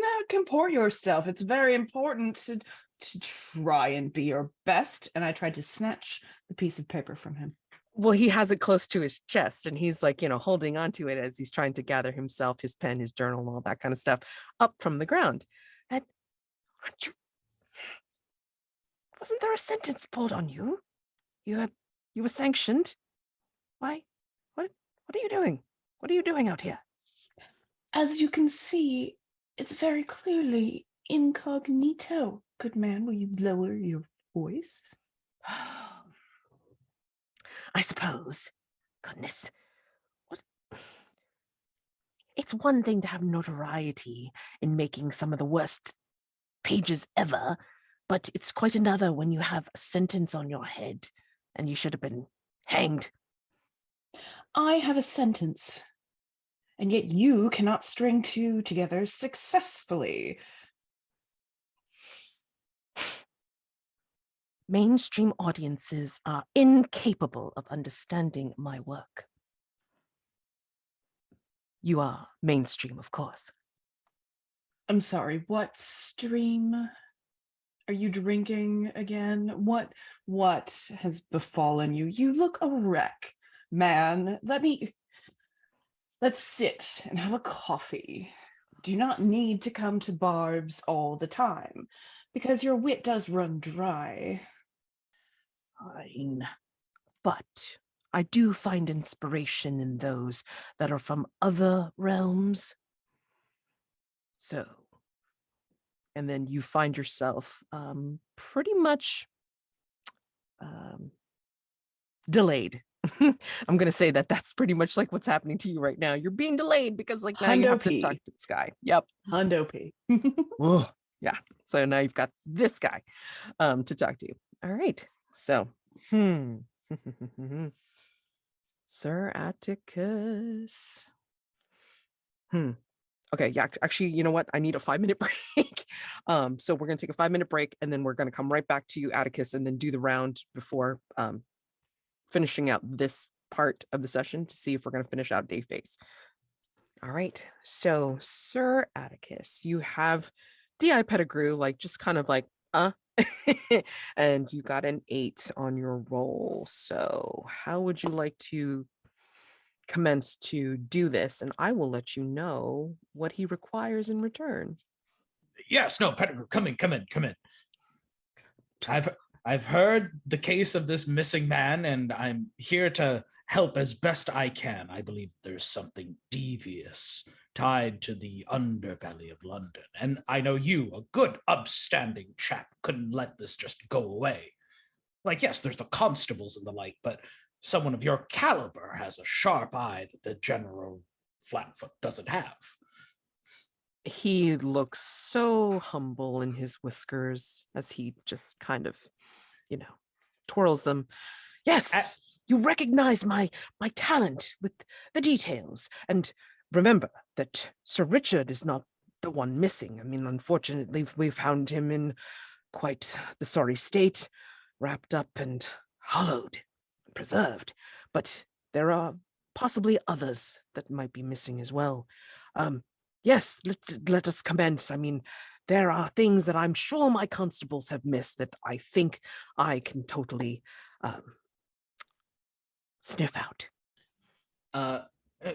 I've already taken a look about the room. Why don't you familiarize yourself with the things that, as the constables left them? And as he takes a look about the room, I'm going to take that cocoon, put it on the table, and tear off a little bit of the leaf, and just kind of see if I can feel around what's inside this cocoon. There was some writing in there. See if I can interpret it. Okay. Snack Gotcha. on the leaf. Okay. I think because he's helping you, go ahead and take advantage on this information roll. Can This I has got to use be vitality or sensitivity? I mean, like, as well as I do, like whenever I call for a sensitivity roll on you, you're doing the Inigo Montoya, right? The little sword wavy thing, but I think I'm viscerally trying to like get a feeling for like what kind of fae I'm dealing with here. Interesting. Okay. Alrighty. I'll allow it. Presence. Or not present, vitality? Because or sensitivity. Sure, you're using your physical senses, sure. Whew. That is 3 4s. So that is an 11. Okay. All right. Let's see. Okay. I think as you're doing this, and then he's also like kind of like, looking around himself. Yeah, I think he's helping you a little bit with this and kind of discussing other cases that look similar to this.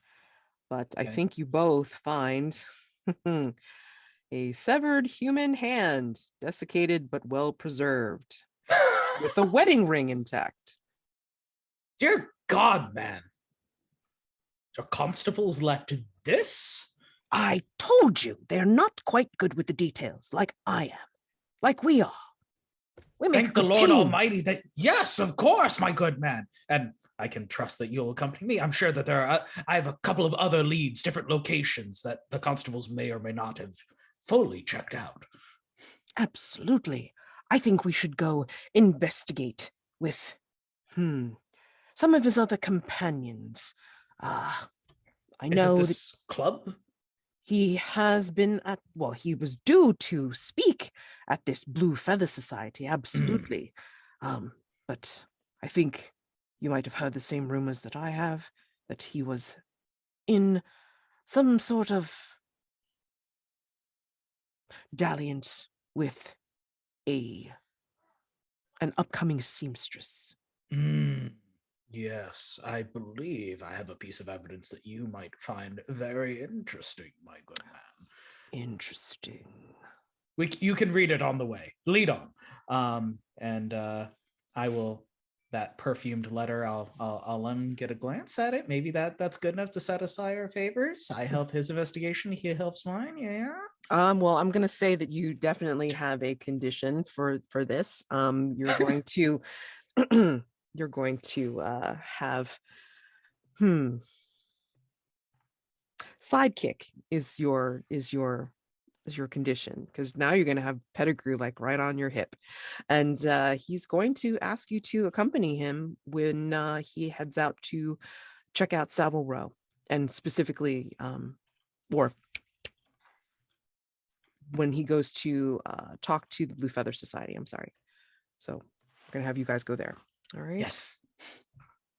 And it won't be necessarily now. It's probably going to be more during night phase. All right. Okay. And then with you two over at Hazel Beaumont's shop. Now, Finn, you and Hazel have locked eyes. Okay. And Dame Georgie, while they're doing that, like, this wonderful soft montage thing, what are you doing? Oh God, I feel like I don't understand Finn Quickly, because despite me being the better dressed of the pair, he seems to get all the attention from everybody. It's almost supernatural in nature. I can't understand it. This is coming from the explorer with a -1 in sensitivity. Yeah. But I do pay attention to my surroundings. I do pay attention to the details, as D.I. Pettigrew would put it. And I've been taking notes and drawings of the fabric, and I can place them like all together in like sort of a row to see any reoccurring patterns in the fabric themselves. Okay. You want to call that an information move? In information move. Okay. And I think reason? Yeah, I'm going to say reason. Because you're trying to find patterns. That is a 10. Nice. And I'm going to spend a mask to bump it up. Nice. All right. Mastermind clue it is. Mhm. All right. For information, if you do bump it up to a 12, does that give you 2 clues? I forget. It just gives me a clue Mastermind. and a mastermind clue. That's what I and meant. typically with the first mastermind clue, it's the introduction of the mastermind. Unless there's something different with this mastermind. I don't know that offhand. I can totally include it in this scene. All right. So your clue first. You're looking at the patterns in the fabric, yes? I think as you are looking at this, these fabrics, you're laying them out, you're trying to see like how things are put together. I mean, maybe you're even looking at it on a surface level as well, like you're trying to see how she's able to put these designs, like the patterns that look like they're overwhelmingly opposite or like contrasting. Like you don't understand how that she can put them together and make them make sense, especially when you compare it to the mannequins that are around the shop. You happen to notice too, beyond the fabrics, that there seems to be a trail of finely tailored clothing, like maybe a jacket here or a shirt there, and then some undergarments, also in fine fabric, cast away without care. So in this well-curated shop, it's like you see these garments kind of scattered about, almost following a trail into the back. That is your clue. Trail of finely tailored clothing, outer layers, then undergarments, cast away without care. Okay? And if you decide to follow this trail, as if you're going to make your way towards the back, which is in the opposite direction of where Finn is going to be seeing Hazel Beaumont, you see on the way, there seems to be a small gilded, rose-tinted looking glass. And it looks like there's a cut ruby on the pommel. Do you pick it up? Yes, that's an intricate thing. That's beautiful. As you grasp the glass and you run your hands along the edge of the gilding and on the handle, you prick your thumb. And then in the rose-tinted glass, you see the eye, the strange, dark, sparkling eye of someone staring right back at you. What a curious object. Finn isn't the only one who can slip some things into his coat pockets. Absolutely. And over to Ernst. You are talking with Oren, who is... How do you talk to Oren Blackwood? An old acquaintance of yours, also a playwright. How do you speak to each other? Barbed puns, mostly. Something about how his last play was closer to scrapwood other than blackwood, like those sorts of like asides. As I sit, pleasantly enough, always with a friendly tone. And he does the same as he says. It's like, Well, I mean, it just is only fitting that the review of your last work was just as savage as your last name. Yes, well, perhaps if we could talk for just a moment. Absolutely, of course, of course. Aren't we doing that now?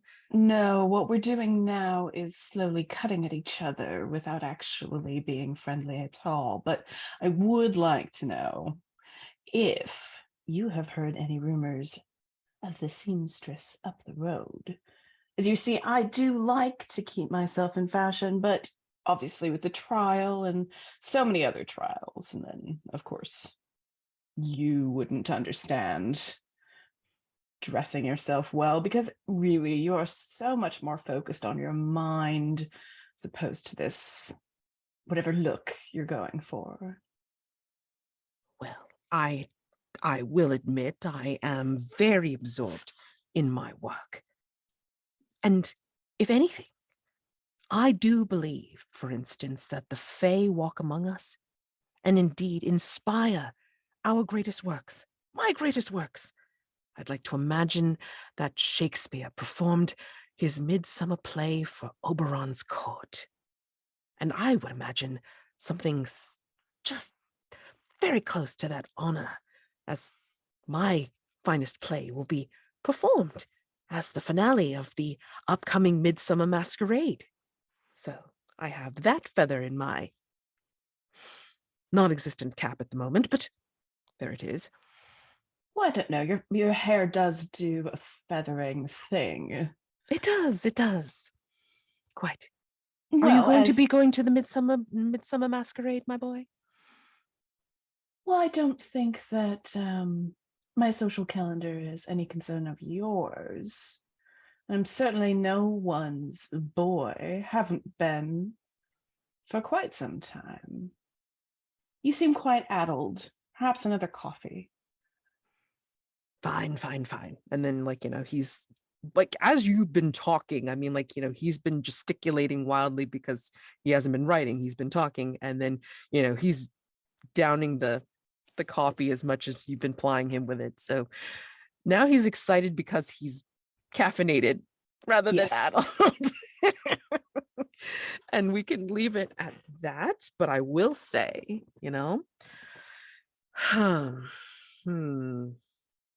I think your condition is barbs and spars. Delightful. All right. So before we close out of day phase at the moment, all right. Oh, I'm sorry, Finn. We'll close with you and Hazel Beaumont. I think as Dame Georgie has found themselves in the other side of the store and you and Hazel lock eyes, she brings her hands together and smiles at you. And it's a smile and her eyes crinkle in welcome, waiting for you to approach. Do you, or do you just give her that 1,000-yard stare? Oh no, it's not even a 1,000-yard stare. I think he recognizes her to some degree, not necessarily her personage per se, but at least her energy. And I think he just sort of strides over in between the people who have gathered around, and sort of, as a parting to see, kind of glides over towards her. He just sort of reclines on the countertop. Miss Belmont, isn't it? It is. And who, may I say, are you? Finn Quickly. Ah, okay. And she takes a very long breath, almost like I must puts you in. admit, though, I think you know, perhaps, what I am. And I know what you are.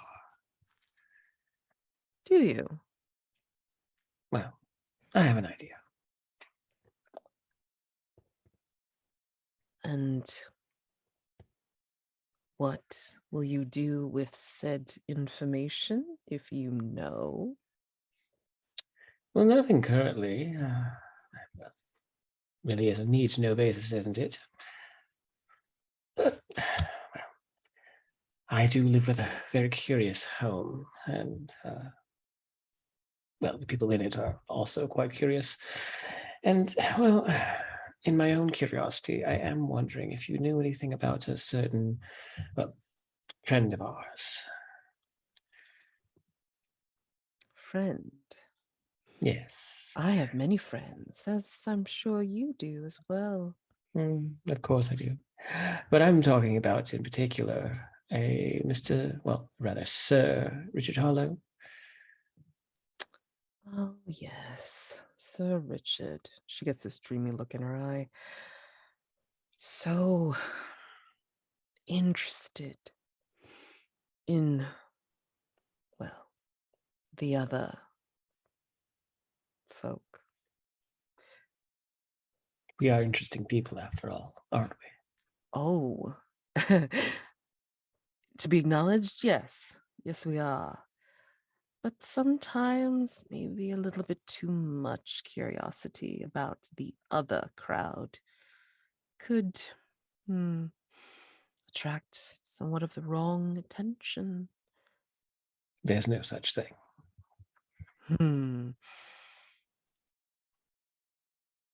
He wanted to, well, let's just say that I like to glean the truth from people. And sometimes I can discern their innermost desires. If that's the case, then what do I desire, Miss Beaumont? This is a day move. I'm afraid that she is going to, because I think she's probably pretty powerful. She's going to somehow ensorcel me into doing something for her. You can continue on with this, or you can back down. I'm going. Okay. Am I rolling with presence or sensitivity? Yes, well, hold on. Yeah, I think since you're going kind of like fey to fey at this point, I'm going to call it sensitivity. Okay. That's a 7. Okay.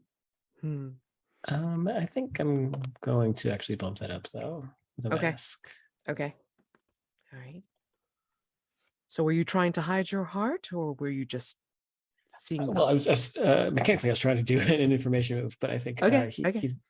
I think the kind of nature of the Fae is, while they're into like trickery and all of that, I think that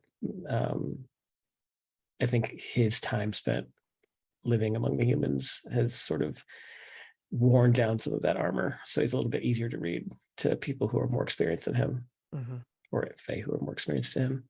Sure. So, I mean, if you want to be able to hide,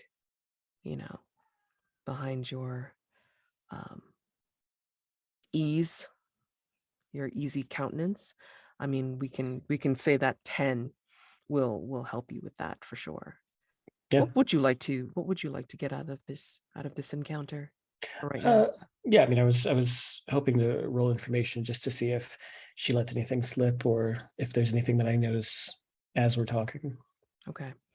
Yeah, so that 10 would be for your day move to prevent her from inflicting you with something. Makes sense. If you'd like to roll information like to close, I'm perfectly happy to do so. I would. Ooh. What you got? Well, it doesn't matter. I rolled a 3. Goodness so gracious. Oh my God. Okay. So you roll a miss.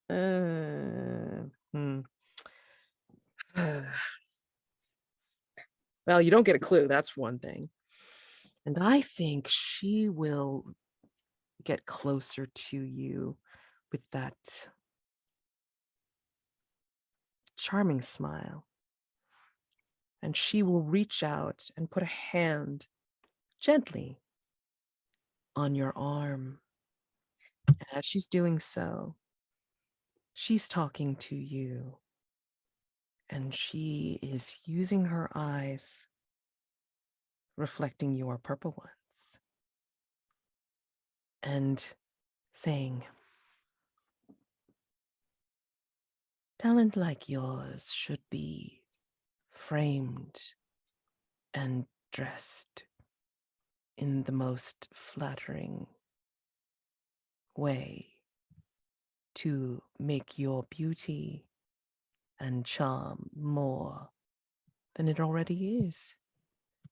Come back this evening, and I will see about designing something for you suited to your beauty. Yes, of course, ma'am. It would be an honor.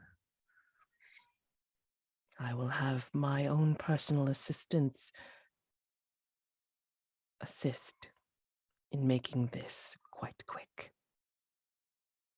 And call yourself mesmerized, going into night, going into dusk as we close out.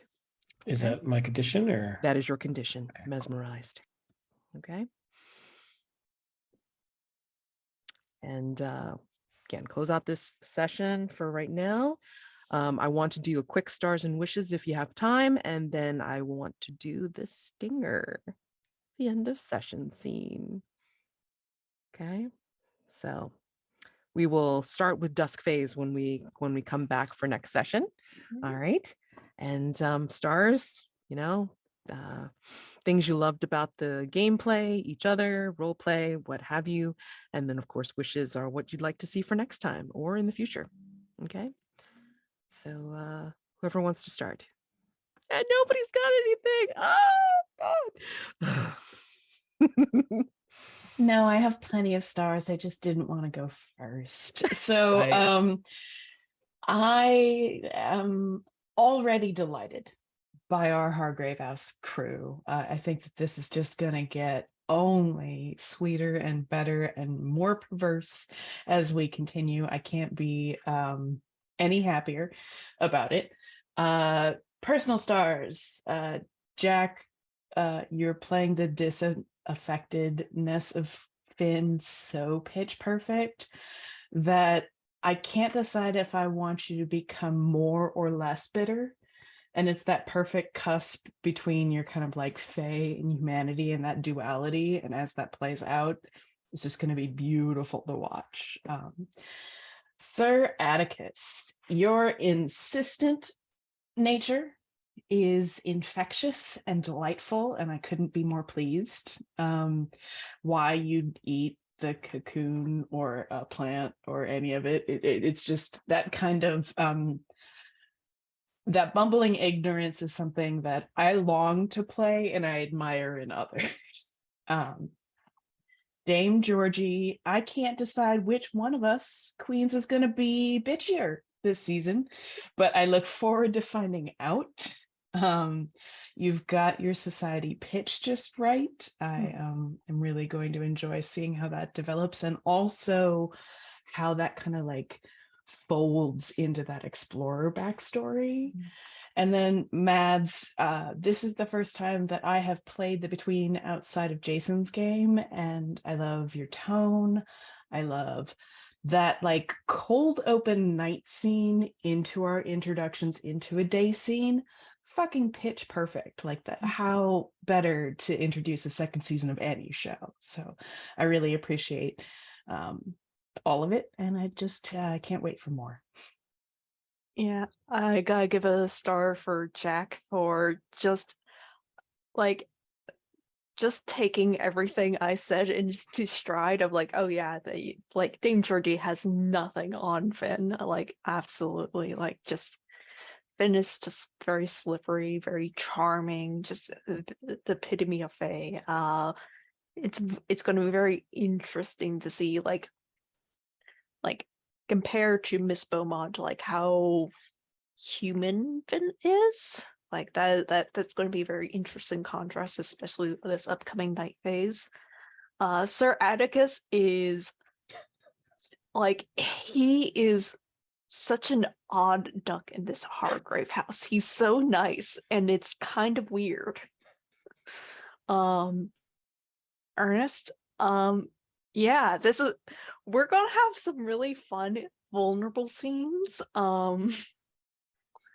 Because I don't think either of us are very vulnerable people. Like, so it's just gonna be a very interesting dynamic when our conditions are just gonna build on up.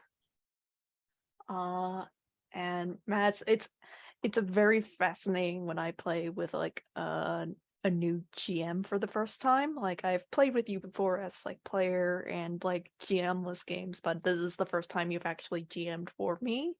And it's very interesting to watch like the pace of like how things and scenes are laid out and like how often you cut.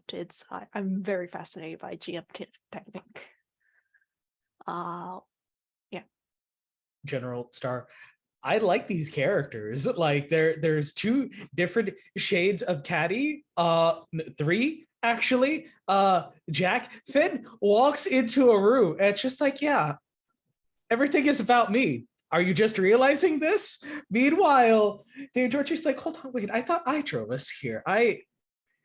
But there's also aside from that, like in the opening scene, you have this, well, no, I'm trying to keep like the common man safe. Like, we have this under control. I know what's best for them. And I look forward to seeing how that pays off in the good and the bad. Because I have a feeling that Dame Georgie takes that approach with a lot of things. I know best. Yeah, that's it. And then Sarah, Ernest just being like the sassy Oscar Wilde of like, I'm very done with you and you're still here.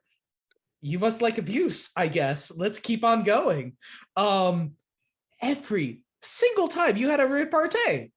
And I cannot do that. That is why I am playing I'm the a punny bubbly person. What can I say?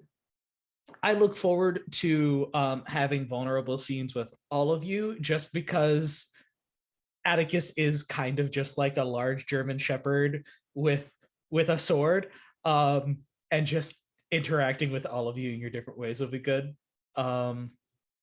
Mads, thank you for opening season 2.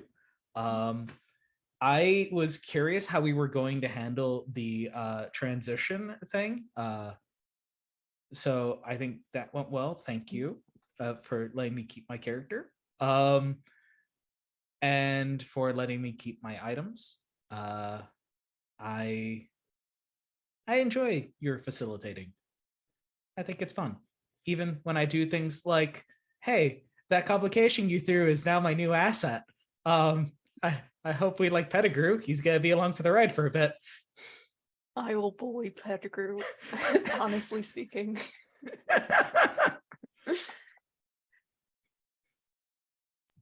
Yeah. Wild open tonight. Like, it wouldn't have worked with a table of people who've never played this before, but I think because we were able to kind of go with it. And so I thought that was interesting and it really, I mean, I've never seen it done before. So yeah, really interesting way to start things off. And I think like right from the jump, we sort of got a glimpse of everybody, which is a bit, I think that's the great thing about it, like a median res cold open sort of thing. We got that Atticus is, heroic and barrel chested. We got, Dame Georgie trying to keep things under control, but obviously clearly not having as much control as he thinks he does. Ernest, we didn't see it all, but except for when he's stripping. And then, I try to do that with Finn and the smoking, and just the sort of cavalierness of him. So I think all those dynamics were fun to kind of explore. My wish is just, my favorite's always the second session because that's start of vulnerable moves. And I've only played partially. I guess I've sort of played this threat before. I've never run it, but I'm looking forward to actually like playing it in earnest. No pun intended.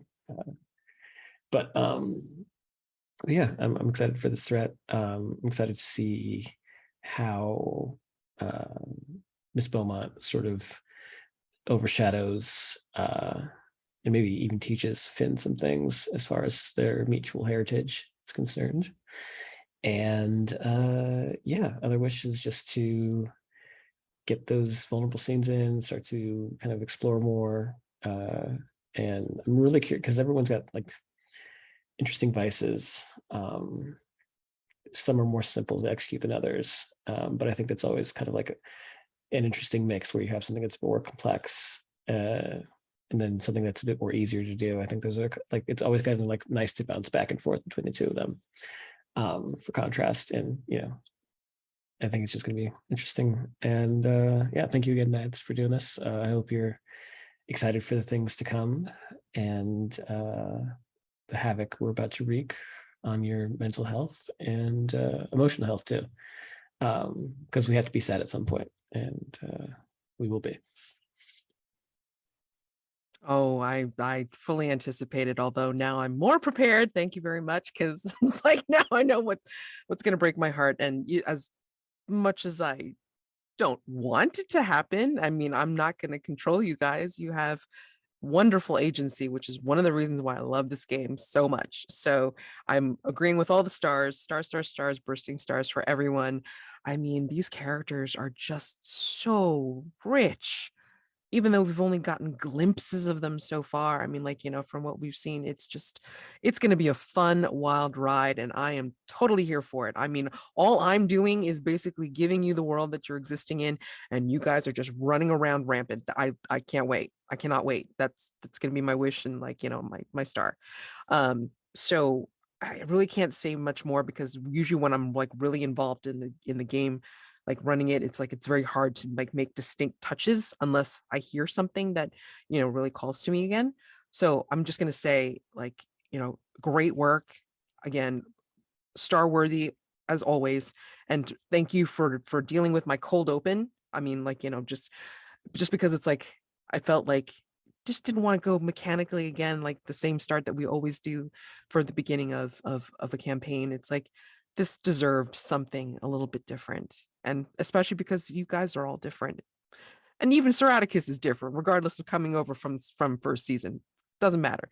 Everybody's different, and it's wonderful. And I welcome, you know, Sarah and Chaotic to our table, and it's going to be great. So I can't wait. That's basically it. So before we completely end, I owe the end of session scene. Out of the black, it fades into what looks like an arched window. And as the camera draws closer into this window, we see a naked woman, the back, the statuesque and beautiful figure of someone with russet red lips and a beautiful face, except she doesn't seem like she's satisfied with this. She's holding, or she's clutching the sides of this full-length mirror with all sorts of curly cues and designs along the edge of the frame.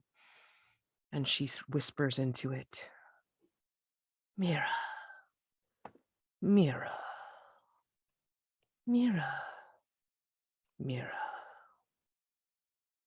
There are 6 bemused women's faces that appear within the glass, and all of them remark, "Oh, your beauty has been sullied. Look, those lines that walk freely at the borders of your eyes." And one of the other women goes, "Oh, look at those deep trenches of disappointment around your lips." And the queen snarls, turns away from the mirror, and goes to this beautiful claw-tubbed bath, ivory white, but then filled with scarlet liquid. She plunges into the bath, soaking all the way where she is not seen. Even her hair is drenched, and she emerges soaked in ichor and pink as a newborn babe. She comes back to the mirror, leaving bloody footprints on the floor, and examines her complexion, youthful once again, and asks, "Who is the most beautiful of them all?" And in unison, the 6 women in the mirror say, "Crown Prince Edward." She snarls again. Her eyes grow wide, and her pink skin almost radiates into red as she shrieks into the night, diving for the window as the camera pans back, as she leaps through. Bats cascading out of the window, blood dripping from her naked form, and black fire erupting from her open mouth. And the screams echo through London, through everyone's bones, everyone's nightmares, as it cuts to black. That is the end of our session, and I will see you next week. Woo! All right. Everyone have a great week. Happy gaming.